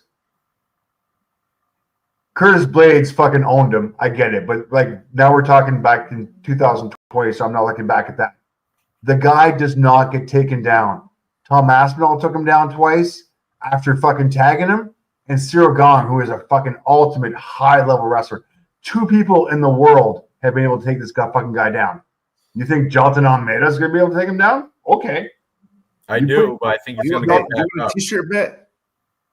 No. Jalton Almeida is not taking this guy down. Volkov's got this. I'll T-shirt bet you. I owe you. Don't I owe you 2? It's all right. Don't worry about it. You're going to win this one. Let's bet. All right. T-shirt bet. Maybe I get one of the shirts back. Almeida. Round 1. And Dave's going to be like, dang. I'll cover you both. That's fine. All right. And okay. All right, you guys want to go back and give your quick picks on the up to this point? Yes, sir. Since you're both here now. All right. Let's kick it back and then we'll catch back up. All right. So Jacqueline Amorum, Mizuki. Me and MMA Jesus both are on Jacqueline Amorum. That's easy money, but go ahead. Who you got? Come on now. I'm not even saying anything. You know who I got. This is ridiculous. Right. Dave, who you got? Amorum decision. Moving on. All right. As Maxim and Mitch Raposo, we're both on the favorite. Maxim. Okay. Chris Barnett, Hamdi Abdullah Wahab, we're both on the favorite. Woo. Hamdi. I think Chris Barnett could crack him, but Hamdi's like, pretty good at smothering you and shit. Oh, if Chris Barnett lays on top and gets his belly over his face, that's smothering too. That's gross. Now this one, Jose Delgado, Nathaniel Wood, close. I don't know about. I'll tell you, me and MMA Jesus are both going the way of Delgado, only because he's got knockout power and Wood's a decisionator. I'm not familiar. Who has Delgado fought? We have to kick back to his tapology. Is that Jake Matthews? Or He's fought some decent fighters. He's 10-1. Right there. His past 5 have been decent. Like, look, who is that? Hyder Emil's good. What the fuck? Hyder Emil's good. Hyder Emil kind of got fraud checked, right? Or am I thinking of the wrong guy? Yeah, Hyder Emil is good. Okay. Oh, Delgado's Hyder Emil's good. I don't know. I know Nathaniel Wood. You know what I mean? That name just more sticks out to me, you know, But Jose Delgado, though, if you look at his past, I know there might not be the best opponents, but he's finished them. Knockouts.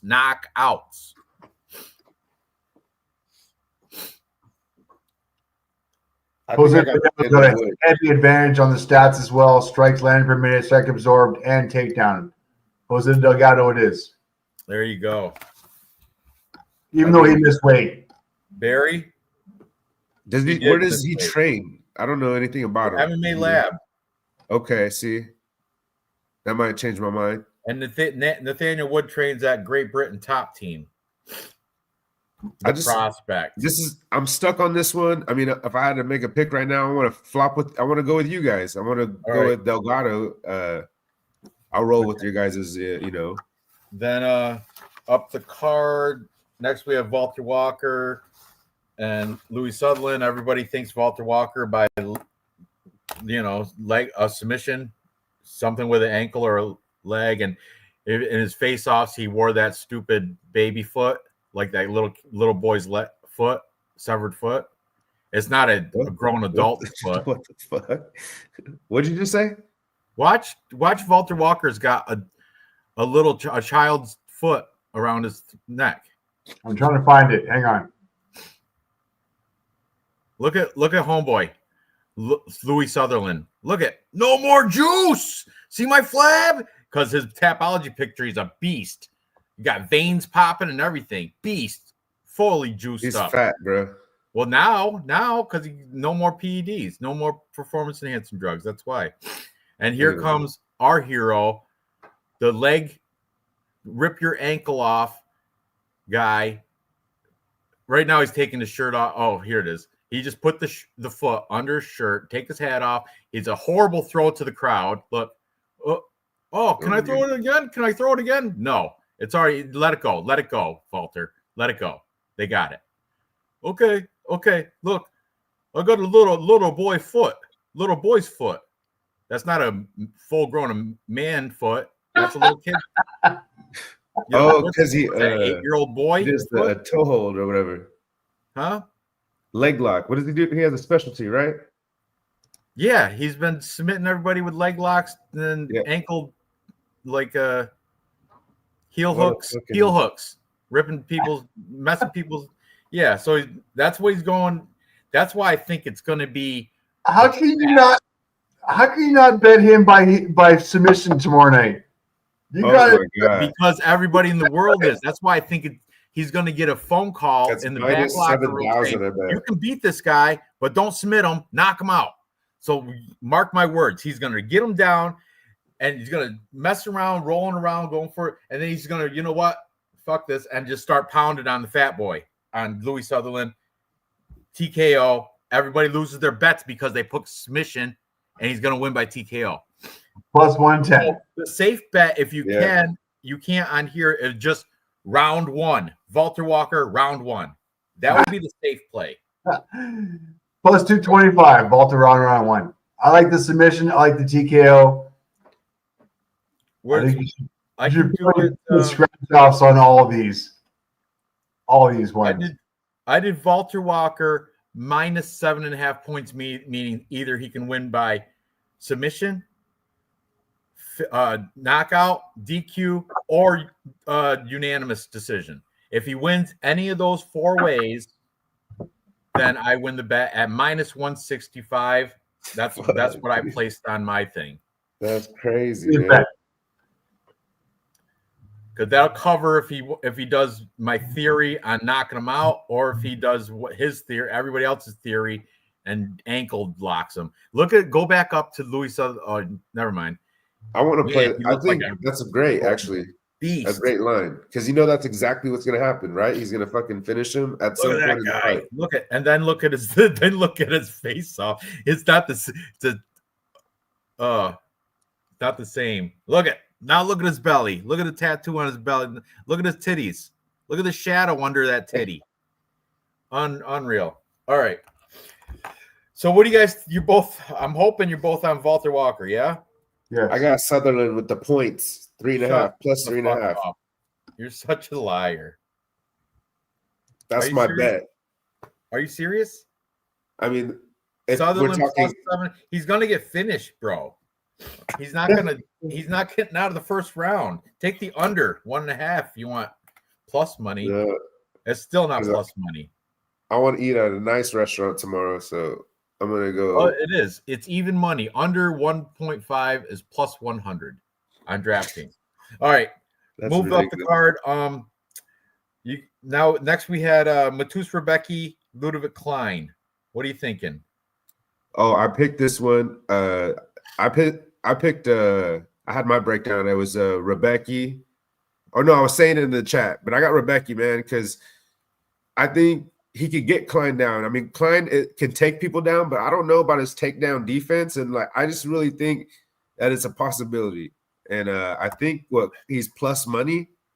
I might just, put that in a little parlay, because I feel like if he's going to beat him, he's going to destroy him. And, Ludovic Klein could be more technical. He's probably the more technical striker, but it's an MMA fight, and I could see Rebecki doing it. I don't know. I got Rebecki. How old is he? His age difference not too bad. 33 and 30. I'm gonna go with Rebecki. Yeah. Before you go, let me explain. I was all on Ludovic Klein till I looked at their Instagrams, and then MMA Jesus also swayed me. So as I was breaking down this fight, I flipped my pick, and I went from Ludovic Klein to Matus Rebecki because of their Instagrams. Ludovic Klein's doing cringy cologne commercials in the middle of a soccer field, and they're so cringy. He's like fighting a bunch of his friends with one hand, and the other hand he's holding a stupid cologne. And I'm like, I'm not betting on this guy. And Matus Rebecki, you go to his Instagram, and he's training. He's training. They're kind of, and look at him. He looks like an assassin. He looks like a hitman, don't he? With the glasses. He looks ready. He does look ready. He looks solid. And watch the face-offs. The Matus Rebecki, the girth of his arm, his bicep is like so much more of that. Ludovic Klein looks like a soccer player. I'm not saying he's not an athlete. Look at him. He's thin, he's defined and everything, and I'm sure he's real good at soccer and running, but not, and he's got a height advantage, but look at the girth on that freaking bicep of Rebecki without even flexing. He's ready. He's stronger, I think. And plus watching the Instagram, that's what flipped my pick. Rebecki's a beast, bro. He is. And that's why I settled in on Rebecki. Dave, what are you doing? Did you guys look at stats? Strike per minute for Klein, 3.57 versus 5.29 for Rebecki. Huge advantage there. Second choice, 3.34 versus 4.53. So even striking ratio for Klein, positive striking ratio for Rebecki. On the ground, 1.52 versus 3.46. Rebecki owns this motherfucker all day long, on the ground, on the feet, up against the cage, all day long. It's not even fucking close. I don't even know why it's a decision. Rebecki is my bet. See, I like that. Rebecki, we got it plus money? Yeah, I know. Yeah, plus 105. Fuck. Rebecki all day long. Rebecki's gonna knock this motherfucker out. Look at this. Ludovic Klein. Oh no, I don't want that one. No, I don't want that one. Mr. Highlight. Rabisti. Plus 260. I got him right here. Fight to not to go the distance. Plus 260. Rebecki is fucking. You think that's gonna happen? I would just take. I don't know about the fight not going distance, but hey, can I ask one question? Yeah. I know they both lost their last fight. Who did Klein lose to? I'm just curious, like who beat him up? Matthias Gamrot. Okay. See, that's the type of fighter Rebecca is, though. You know what I mean? So that makes sense. They both got Matus in their name, right? Matus and Matus. How can you go wrong? He's not beat a Matus. He can't beat those names. Can't beat Matus's. All right. Then you moved up the card, and Barry McCockiner already. He picked Ikram Aliskerov. So did MMA Jesus. I went on a contrarian bet because I'm Korean and I've taken the Iron Turtle. He is very stubborn. He's hard to finish. I took him plus points because I think he will make it to the, and it's plus 3.5 is plus money. So I took him to make it to the decision, hopefully get within the scorecards, within 3.5 points. Hey, this fight, Dave, we looked the stats up, and Ikram has 100% takedown defense, just so you know. Oh, yeah. I don't need to fucking look at the stats. I'm going to fade the Asian right off the bat. Yes. No, that worked for Arichi Lang last week, didn't it, bud? Weren't you crying on the text? Weren't you literally crying like, oh, boo? You showed the crying emoji, I think, after Arichi Lang knocked out the dude in like 20 seconds or something. There goes our fade the Asians bet. Well, lesson learned. To me, lesson learned. To you, obviously not. So I'm going to go with the Korean. Anyway, then you moved up the card, and we had Nasrat Hot Press, Quill and Sal killed. Me and Barry are both on Nasrat, but MMA Jesus, he's on the Australian, and Quill and Sal killed. I think solely because of the handsome mustache he has. But I'm taking plus money. He said that he was the younger, younger, more fit, fresher, fresher fighter in Quill and Sal. That was his exact words. I'm like, whatever. I'm going to take plus money on the veteran, smarter, more knowledgeable fighter, Nasrat Haqpress. Look at his resume. He's beaten twice the fighter as Quill and Sal killed has even faced. Yep. So Hey! You forgot that Quinlan Salkill beat Anshul Jubilee in 19 seconds. Glass Tiger. Anshul Jubilee. I think you can beat Anshul Jubilee in 19 seconds. Real fight picks. Huh? Thank you. I think you got 50 pounds on him, so you should. But anyway, come on now. I'm just saying. What is he? Anshul Jubilee. What is he? Bantamweight, 135 or some shit, or 155. 155. But he won the fucking, what was that? Road to UFC. Yeah, the road to UFC is a narrow one that goes through India and China, which is not a hard one to travel. Shit. If I was a fighter right now, if I was 20 years younger and fighting, I would travel to Asia just so I could get to the UFC through that road. That's the easy way. It's way easier than going through Contender Series or Ultimate Fighter House. And all you got to do is learn basic Chinese and you got it. Right. Anyway, what we got? What's your picks, Dave? What's your pick for Nasrat, Haqpress, and Quill? I'm on Nasrat as well. I get it. Strike line per minute 6.40 versus 5.48. Advantage Nasrat up there. He does have shitty fucking defense. Quinlan does not have that great of a defense either. On the ground, Quinlan, huge advantage here. But what you see is that Nasrat does have that experience. He's a shorter guy. He's got the shorter reach, but he's got this lower center of gravity. He's got 84% takedown defense against fucking legends compared to 100% takedown defense against fucking meh, and like 37% takedown accuracy against meh. Quinlan, you're gonna have to take this guy down. I don't think you can. I think Nasrat's got the lower center of gravity. He's the bigger guy. He's gonna be the stronger guy. It's not gonna happen. Nasrat's gonna fucking piece you up on the cage and on the feet, and you're not gonna be able to take him down. It's gonna suck for you. There we go. Nasrat, all day long. Good on you. Like that. We're all in agreement then. All right. Then up the card, we discussed Alexander Rakic taking on Azamat Mirzakhanov. Real Fight Picks and I both took Mirzakhanov. MMA Jesus took the favorite, Alexander Rakic. And specifically, I think he did that because he watched the face-offs.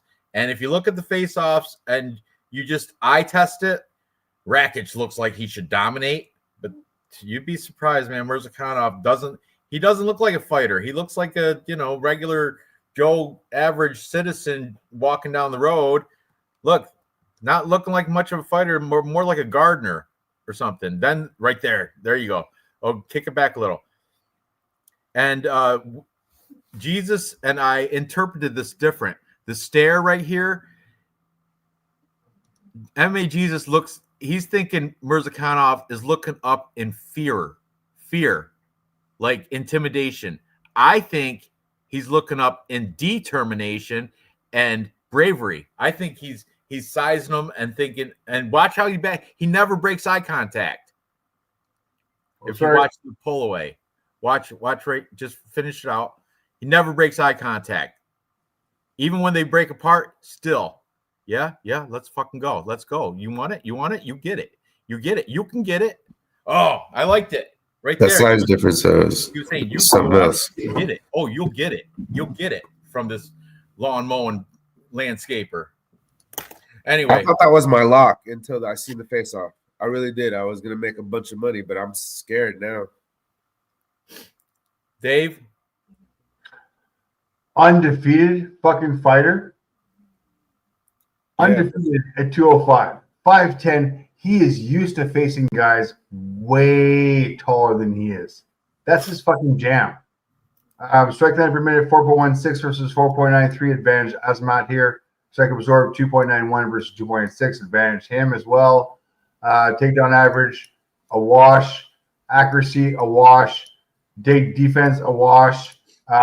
If this happens on the feet, I've got Asmat on the feet as the it's a fucking dude. He's given up 7 inches fucking reach. Fucking 6 inches height, but he's undefeated for a reason. Asmat all day long. If you can fucking find some goddamn money lines on this shit, go with Asmat. He's a serious motherfucker. He's not screwing around. What's our odds for him? Minus 110, even odds. I'm going to take the midget. Give me the short guy. I like it. Yeah, all right. On as well. His striking's the beautiful. Like it is dialed in for his size. Amazing striking. Yeah, he's low key. Doesn't look like a fighter though. Look at him. He looks like a regular, somebody come fix your heating HVAC guy or something. Doesn't matter. Yeah. Then moved up the card. We already talked about Volkov and Almeida. Dave and I are on Volkov and Real Fight Picks. T-shirt, man, maybe. Another T-shirt. So let's move on to next. We have the bantamweight feature fight of the main card. Umar Nurmagomedov taking on Mario Batista. Umar is a biggest favorite on the card at minus 625. And I don't think it's warranted because Mario Batista's on a pretty good green streak. Let's check it out, huh? Open up the resume of Mario Batista. Let's check out his. He beat Jose Aldo, didn't he? Or am I tripping? He did. He beat the the King of Rio. He was supposed to lose that fight too. I know the Patchy Mix was a favorite. Was kind of like really. I know that was kind of like an iffy fight, Patchy Mix thing, and now Patchy Mix is not in anybody's shining graces. But he like I said, the King of Rio, split decision, but a win's a win is a win. Ricky Simone, Damon Blackshear, Guido Canetti, Benito Lopez, Brian Kelleher, Jay Perry. These are all UFC caliber fighters. And until the most recent loss to Trevin Jones, which he did get knocked out. That was 2021. So he hasn't seen a loss since then. And before that, even, he's got Miles Johns, Jinsu Sun. I mean, Mario Batista, I don't know why everyone's just overlooking him it's not they're overlooking him. There's just Umar's that good because he's a Nurmagomedov and he's an authentic Nurmagomedov. Like he's blood to Khabib. You know what I mean? He's got same thing blood going through his braids. He's a Dagestani style wrestler from Russia. You can't, he's the stereotypical, and he's fighting in Abu Dhabi. So all those things combined, you have to pick Umar. But man, I'm tempted to take Mario Batista plus points because I don't know if Umar is going to be able to finish him. And if it goes decision, and even if it's a robbery decision, if you get plus, what is it, +7 or plus, there's something ridiculous. Let me see fight lines. It sucks on there -700. Well, I got to recheck my location. Unreal. Fuck. I mean, what's the point? But I'm going to take my pick is Umar on Tapology. It's going to be Umar and by decision. But my bet is going to on my full card bet that I'm making right now. I'm going to take Mario Batista plus points because I don't see Umar finishing him. I see Umar winning a decision, which is going to be maybe even a split. It's going to be a contested. It's not going to be unanimous. So plus 5.5 points. Mario Batista plus 5.5 points. That's at plus 100. I'll take that bet. That's my bet, but my pick, Umar by decision. So my name's by Umar, but my bet's on Batista. What are you guys thinking on this one? Real fight picks? What you got? I love that bet. I mean, that's a great bet because I think Umar wins on points too. Probably unanimous decision. That's how I see it. I think that he'll run out of gas in the third round. And he might even give up a round. Get him down. I think Umar would give up the third round because he gets gassed. He showed it he had a weak what do you want to call it? He has a weakness, and it's his cardio. If you can kind of like wrestle him, and Batista has that, right? He has isn't he come from a wrestling background?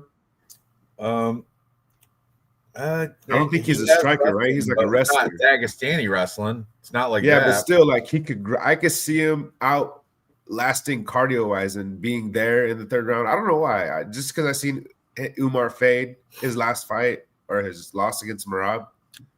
So that's a great bet. Mario Batista's training at MMA Lab. I got Umar though. I mean, I'm not saying I'm picking Batista. I'm saying he could win the third round. I can see that for some reason. Watch, that's probably exactly what's going to happen. I wish I could just bet that. I would bet Batista wins the third round plus 500. I got Umar though. If it was a 5-round fight, I would maybe pick Batista, honestly.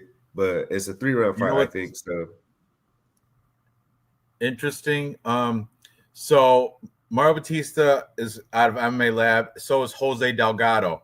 They're traveling together, to Abu Dhabi to fight representing MMA Lab. And they have this hype video because I was looking at Mario Batista's Instagram, and in this hype video of him and Jose Delgado, they show him striking. They show him on the ground wrestling, which I like it, with wrestling shoes on. They show him, I'm telling you, raising hands over Patchy Mix. They're showing Abu Dhabi. Oh, they're showing Umar here. They're showing Khabib. They're showing but I think they got a recipe. I think they've got good planning. That's why I'm taking Batista plus points. So even if he still loses by decision, which I predict, he still should be able to win my bet. And it's not going to be a minus 650 or whatever, 625. So, Dave, what do you got? Sorry, I moved on a while ago. I know you did, but I don't care. I'm thorough. Umar's lost one fight, right? Yes. Against who? Yeah, exactly. Mario Batista is not going to hand this guy his next fucking loss. On the ground, 3.26 versus 1.67 takedown average. Even on the feet, 4.38 versus 6.13. The volume is, I guess, advantage to Mario, but defense 2.15 versus 4.15. Advantage goes to Umar on the feet as well. On the ground, a total domination on the ground. He's lost one fight to probably one of the best fighters in the world. I'm not going to fade that one loss to him. I think Batista doesn't even have a chance in fucking hell. He might make the distance, but 50-50. 50-50 on him making the distance. Mm-hmm. Minus 700 is a little heavy. I get it. I'll bet him somewhere around the minus 175 to minus fucking 250. If not, I won't bet him. But yeah, easy call here as far as topology goes. Umar. Dave, I think you're forgetting that Mario Batista beat Jose Aldo. When Jose Aldo was fucking 55 years old, he got handicap fucking access to the goddamn arena and handicap fucking access to everything. He pulled his fucking wheelchair up the fucking ring. I don't give a shit about that fucking fight. Okay. Well, that's fair. Aldo was 89 years old. Everybody should have Umar. He's fighting in Abu Dhabi. He's on the front. Watch, it's going to be, you must have forgot. Mario Batista in Abu Dhabi, baby. All right. Move, Ben. Is that your pick? No, hell no. I got Umar. I would never. But you're rooting for Mario. I agree. I'm picking Umar, but I'm rooting Mario. All right, moving up. Now we have the rematch for the vacant strawweight championship left behind by Weili Zhang, right? So we have Verna Jandiroba taking on Mackenzie Dern. Verna Jandiroba comes at plus money, plus 124 on DraftKings. Mackenzie Dern is minus 148 favorite. Verna, 22-3, has fantastic grappling, jiu-jitsu, striking's, I think, a little bit better than Mackenzie Dern, but she does have some holes in her game as well that you can exploit. But I don't know if Mackenzie Dern can exploit them again. Mackenzie Dern, the more attractive, the more promotional type fighter. UFC would rather see a shiny belt around Mackenzie Dern than Verna and her wonky eyes. Why do you say that? Mackenzie Dern. Why? Because that's true. What's wrong with Verna? Sex sells. What? She's got blue eyes. One blue mad. this way and one blue that way. Oh God! Huh? Get mad, bro. Get mad. Don't get mad. I don't fuck your feelings. It's facts. Look, hey, she wears glasses to fix that. Mackenzie Dern. Look at that. Oh, who's better looking? Who's better looking? It doesn't matter who's better looking. Who's a better fighter? And I'm taking Verna Jandiroba to beat her. Wait till Verna comes out. Yeah, wait till she comes out. Sorry, I gotta go back. I'm not done yet. I know. Right here. This is just like the right appetizer, there. That's wait till the main entree. Bait right there. Sorry. That's clickbait for a short right there. Boom, right there. Bam. Oh, cut it out. I'm getting a semi. Knock it off. Press play, Dave. Wait till the sweetheart comes out. I'm gonna do a slow-mo. But that's the reason I'm going against her, is because she's promoting this beauty and stuff, and I just don't think it's warranted. I mean, she's pretty and all that, but pretty doesn't win fights. Yeah. I think Verna Jandiroba is more dedicated to the game, more dedicated to the sport. Mackenzie Dern, she's got kids, she's got drama with exes and look at Verna just came back from hunting camp or something. I don't know what the fuck she's got going on, but you know what? Look at that eye. Look at that crazy eye. She's looking at Mackenzie Dern right now and the She's fans. beautiful. She's looking at She's beautiful. Mackenzie with one eye, and she's looking at the people and the reporters and shit taking pictures. That's Yeah. right. Art of work of Verna. art right there. She is a work of art. Picasso. Look at that. The eyes over here, and the other eyes over here. That's a Picasso. That's a work of art. But look at just the whole everybody like everybody wants Mackenzie Dern and that butt to be champ. But however, it's got to be earned, and I think Verna Jandiroba is going to beat her. I don't know if it's going to. I'm going to take her plus points because I think it's going to go decision, and it's probably be a robbery. Mackenzie Dern probably get a robbery decision, but Verna looks like she's on steroids. It'll be a split decision. So look, now I'll put my shorts back on. Now everybody saw my butt.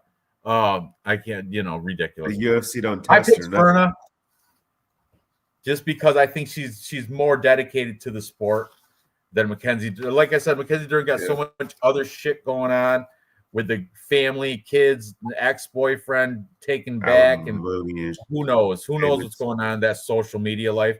Verna Jandiroba, she don't give a fuck what's going on. She don't care. She has no social media life. She got no kids. She got no boyfriend. Look at that guy next to her. Who's that? That's not her. Though. She's gorgeous. Is that her man? Talking to her? That's her translator. She got nobody. She's out there by herself, just doing her shit, getting it done. Let's go, Verna. Ranj. Damn, she's good looking. Huh? That's not spank bait. Maybe to you, Real Fight Picks. But if she is, maybe that translator is too. Meet her sometime. Oh, what are you guys thinking? Who are you taking? I'm gonna flip a little bit because hold on one thing. They fought already though, right? And didn't Dern win? She did. See, I don't like that shit. I don't like that shit. I don't like that because they're girls, and like I feel like if it was two guys, it's more like I'm more likely to kind of question it. But when it's girls, it's just like they're just girls, dude. Like the same shit's gonna happen again. I'm gonna go with Mackenzie Dern. But you know what? The thing is, she looks like she's on steroids. Verna is, and maybe she wasn't on steroids back then because UFC don't test anymore. And she looks like she's fucking. They do test for. I'm going with Verna. I'm gonna take Verna because she's full of steroids, dude. And she's cheating. That's why. There you go. She's stronger. Look at her. I mean, it's not even trying to look back. Yeah, 2020. Look at she looks little there. Because did you see that? A unanimous decision. She looks like a little girl, and now she looks like a guy. I got Verna.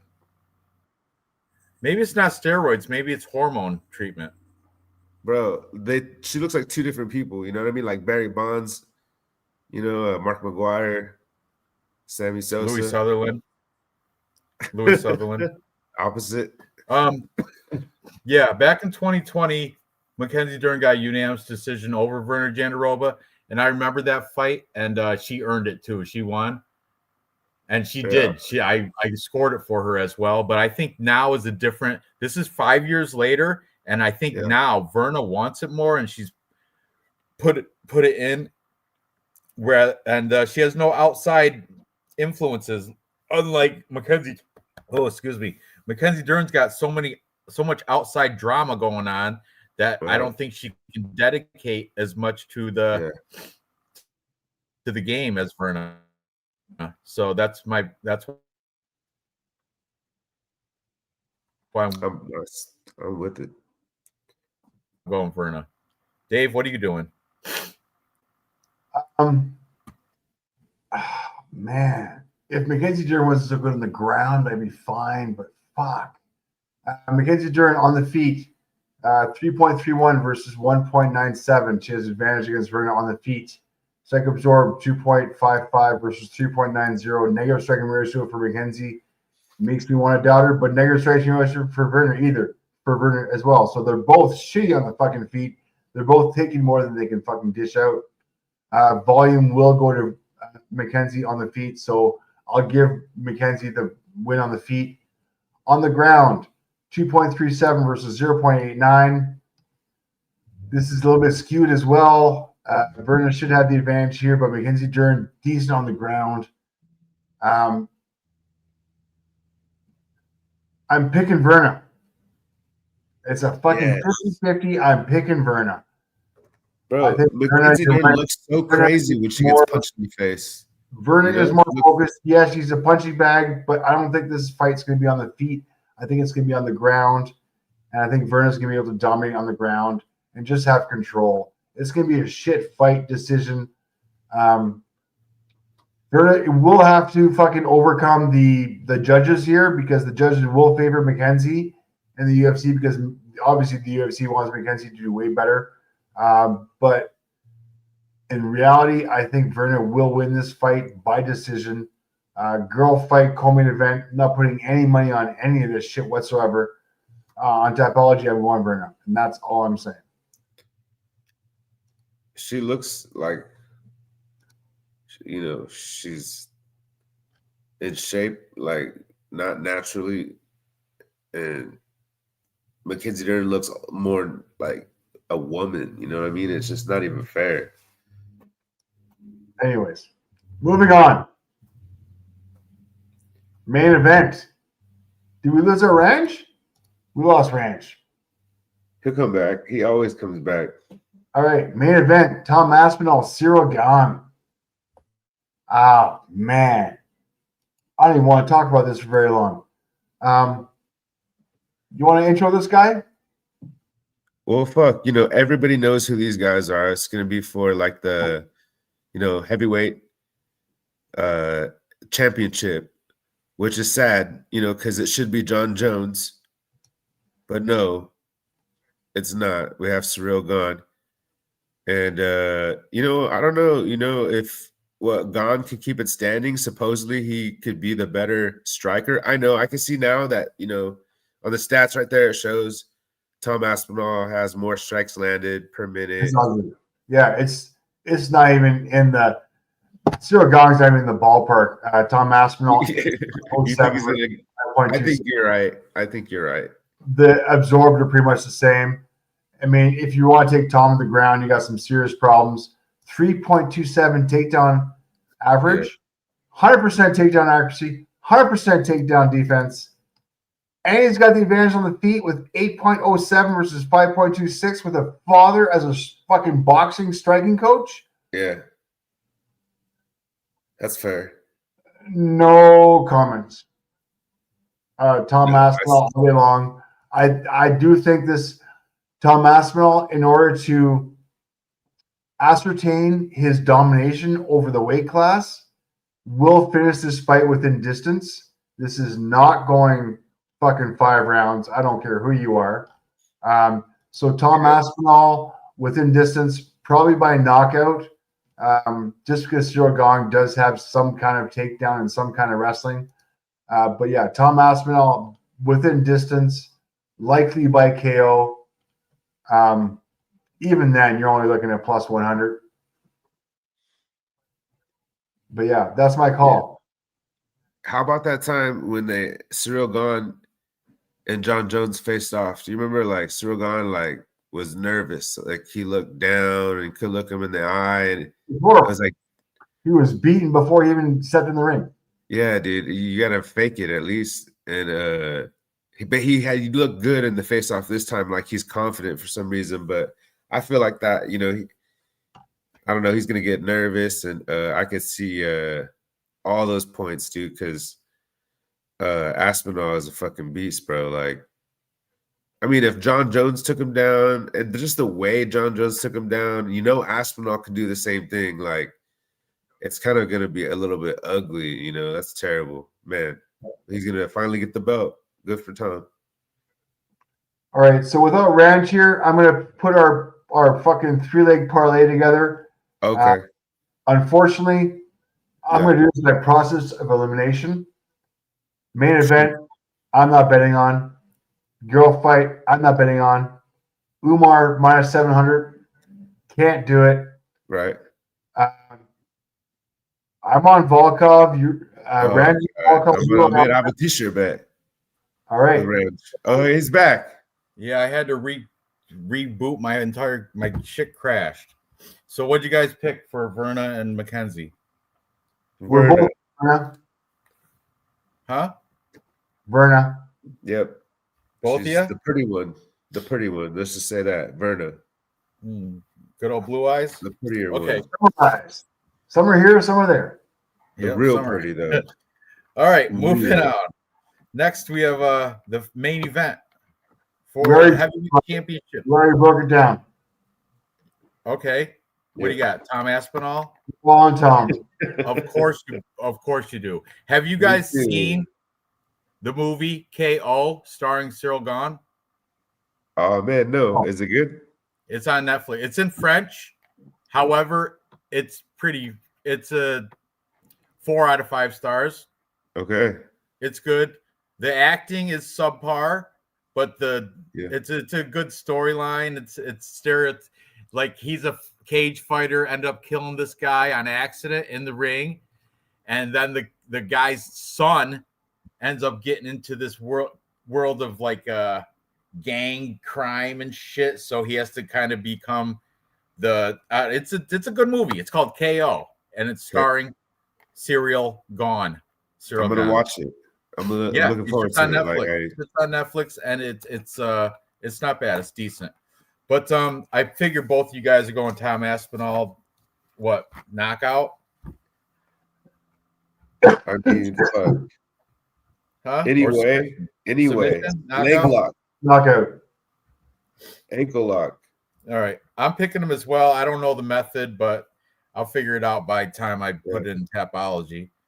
And I do think it's going to be within 5 rounds because Cyril Gane, because of the movie. I'm saying the movie's good, but if you got that shit going on, Tom Aspinall is out there training while you're caught, retake, do it again. In French though. Allez, KO. Ulysses, who we got for picks, Ulysses? What's up, homie? Oh, he's got mad of them.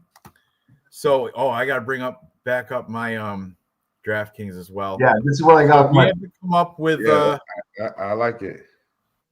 3 that we like that are not chalky for our 3-leg parlay. That's a great parlay right there. So, what do you guys I think? want to tell that, but I can only do up to 4 on the fucking book that I use. That's all right. We only need 3 for this DraftKings parlay, or I I mean, for for this take out. plus money junkie parlay. So, who you guys That's a got? nice one there, Dave. I got my guys up there. You guys pick the best 3. Let me look who you got. Azamat, Nazrak, Ikram. Is this the guys that we all agreed on? I don't know yet. Yeah, I decided Delgado because you guys were like, I don't know, talking a little. Yep. Aguado. I think I'll take Delgado out because I flipped on that one. I'll go Rebecca, Aliskerov. Well, I flipped on Aspras, Rebecca. versus I was Nakano. on Ludovic Klein for all week until today. So I'm gonna do that. So how about we can go with the top 3 there? Azamat, Nazrak, and Aliskerov. And they're all like the right religion too. All right, nice. It's like a 2-in-1 because it's like your funny parlay, and then your serious. No, I'm parlay. gonna do an Islamic front parlay too. But let's Okay. look at. I want to see. That's kidding me? nice. 426. 426 is That's good. I like that return. Sometimes it's plus 200, and you're like, oh, that's not. I don't feel good. That's nice though. All right. Okay. I like that because Hasbras got the experience. I mean, he's gonna come out and fucking work South Kid, and then Azuma has the best striking, and then Ikram, Junior Park can't take him down. Makes sense, dude. I don't see how it goes wrong. Better not. I'm trying to recheck my location. It keeps messing up. Cannot locate me. Disable proxy service. Whatever. Yeah. So, Dave, what is it? You're gonna have to post it onto the StreamYard. Yes. All right. Or I will. What's it? No, 426. Here you go. Asmat, Nasrat. on. Let me plus money parlay, and what's it pay out? Plus 426. 426. Those are the best ones, huh? Man. And that is Mirzakhanov,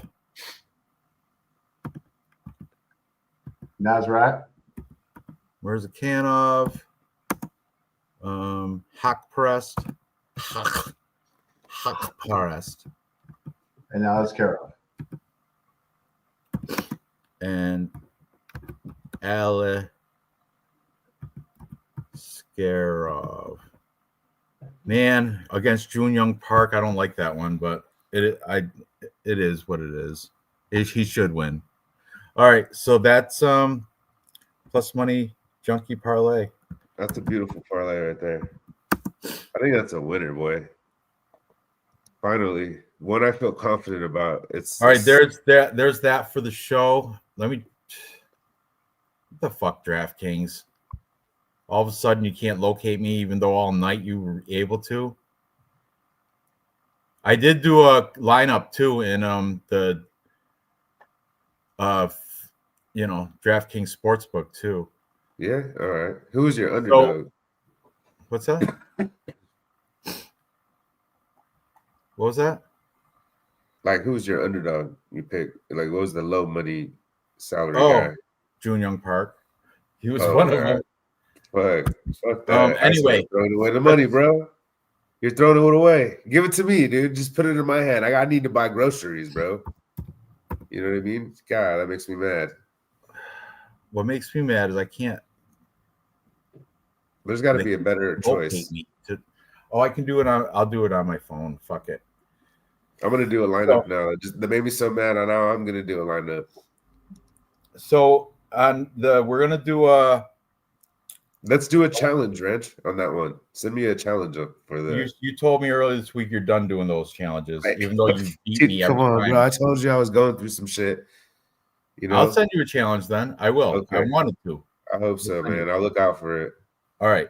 So anyway, let's do a Muslim one. So looking through the card. We already did. Huh? Not that one, a different one. Okay.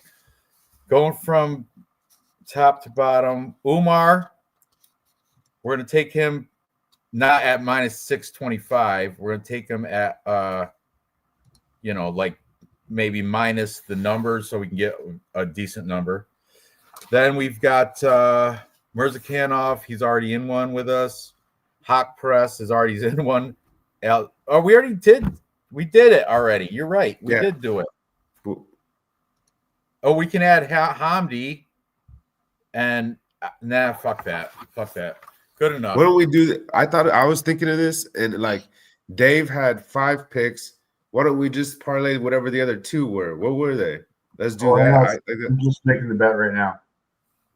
What was the other 2 that you had in that parlay that we didn't use? Delgado and we should do that. Parlay. I'll do that. I'll literally put money on it. You know, because if you're gonna put somebody in there like you're gonna have to put some crazy underdog or something like that, because there's no other way to make money, because all the other lines are like too chalky. You know what I mean?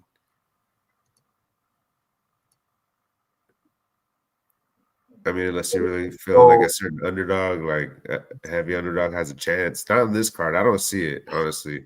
I think the fucking favorites fucking kill it, bro. You do all favorites, probably hits. yeah, you could do that too. An all favorite. That's how I feel about this card. I don't know. I have problems going into DraftKings for some reason, but yeah, turn your location on. Turn your location on. It is something with that. Anyway, you guys want to make any other bets or anything? Discussing. This is at 10 o'clock for you guys. 7 in the morning. Have fun waking up for this. 7 o'clock in the morning for you. I can't. 10 o'clock for me. So this is the one I'm doing. Hang on a second. Yeah, I know. I kind of want to see it because I want to make the play. And I'm gonna have to make my brain hurt, figure out which other two guys they were. Hang on. Here we go. Oh, there you go. There you go. We've got Asmat, Nasrat, Ikram, Jose Delgado, and There you Rebecca. go.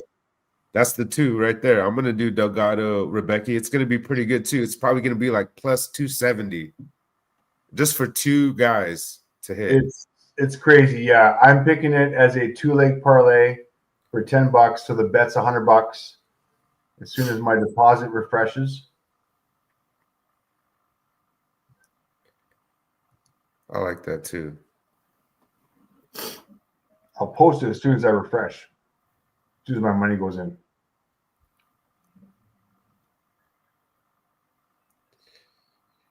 I don't know, dude. I might as well do a 4-leg parlay, take Delgado out because I can't add him.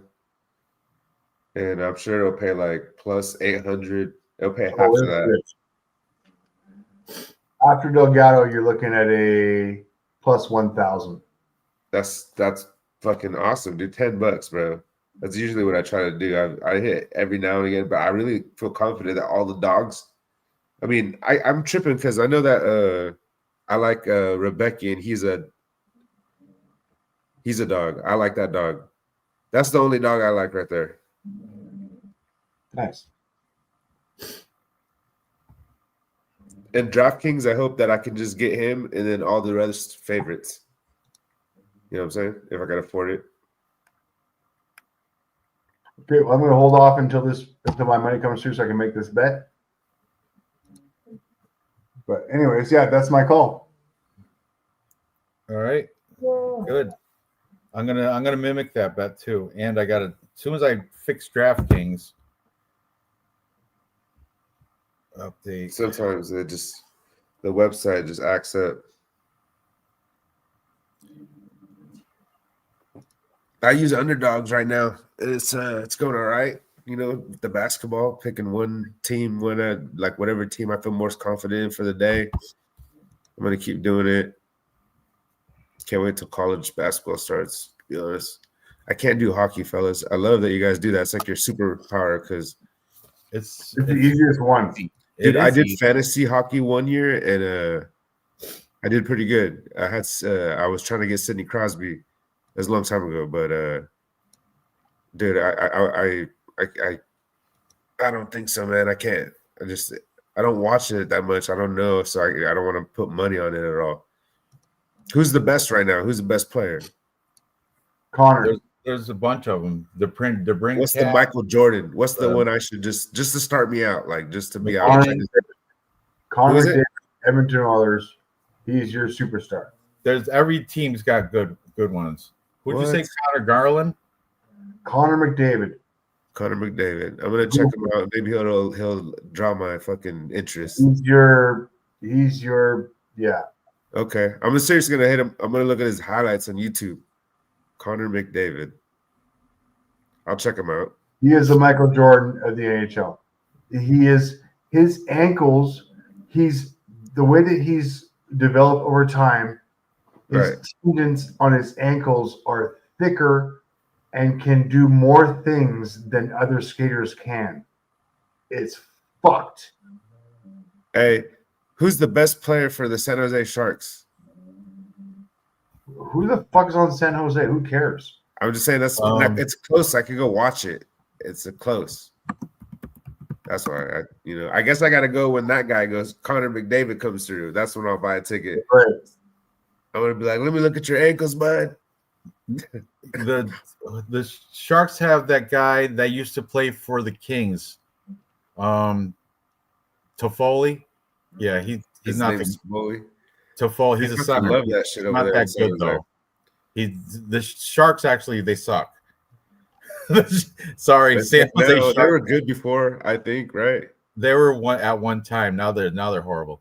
Yeah. Anyway, I'm signed in. What was the bet, Dave, that you just made that I missed because I'm in now, DraftKings. Here you go. I can share it now because I'm actually money's gone in now. Hang on. I'm taking them taking her minus money. Okay, here we go. I apologize. Here we go. All right, so we've got Asmat, Asprap, Alice Karoff, Rebecca, and Delgado. I'm picking them on a two-leg parlay, $10 bet on each fight, $100 bet, which is pretty cheap, not bad. Oh, for fuck's sakes. Hang on. Fuck location services. I got the same thing you guys do. Oh, same thing. See? Yeah, Bullshit. but mine's quick. Mine's just a phone little click away. All right, so $100 return is 324. Not the best fucking return, but pretty safe bet, and I'm pretty confident on it. Oh, easy. You want a easy confident bet? Okay, look at Umar. No, I take that out. It's too chalky. Man, okay. There's the high confidence bets are all chalky. You have to take them. You have to take them with the minus point spread. You know what I mean? You got to cover or inside the distance or whatever you do. Anyway, this is all early in the morning tomorrow. It's already after midnight, my witching hour. So, chat, I appreciate everybody that stuck around and in and out. MMA Jesus, I appreciate you popping in and covering for Dave when he was doing his thing. I don't know what that thing was, but when he was late, let me leave you off with the Dodgers. The Blue Jays annihilated the Dodgers. World Series. Blue Jays are up 1-0. Wow. They're gonna lose. The Dodgers is just a storybook. It's gonna happen. That's the way that it's set up. It's fixed already, man. Shohei Ohtani, he's just amazing, bro. And he went 1-for-4. Did get a home run, but went 1-for-4. But that's the script, you know what I mean? They got to stretch it out. You can't have a quick series anymore. There's too much money. So for sure, Dodgers win, 100%. And Kershaw will not play. He will not pitch an inning in this World Series. All right, homies. All right. Good night, guys. I appreciate it. Thanks, everybody. Have a good night. Best of luck tomorrow. All right. See you, fellas. Later. Good night.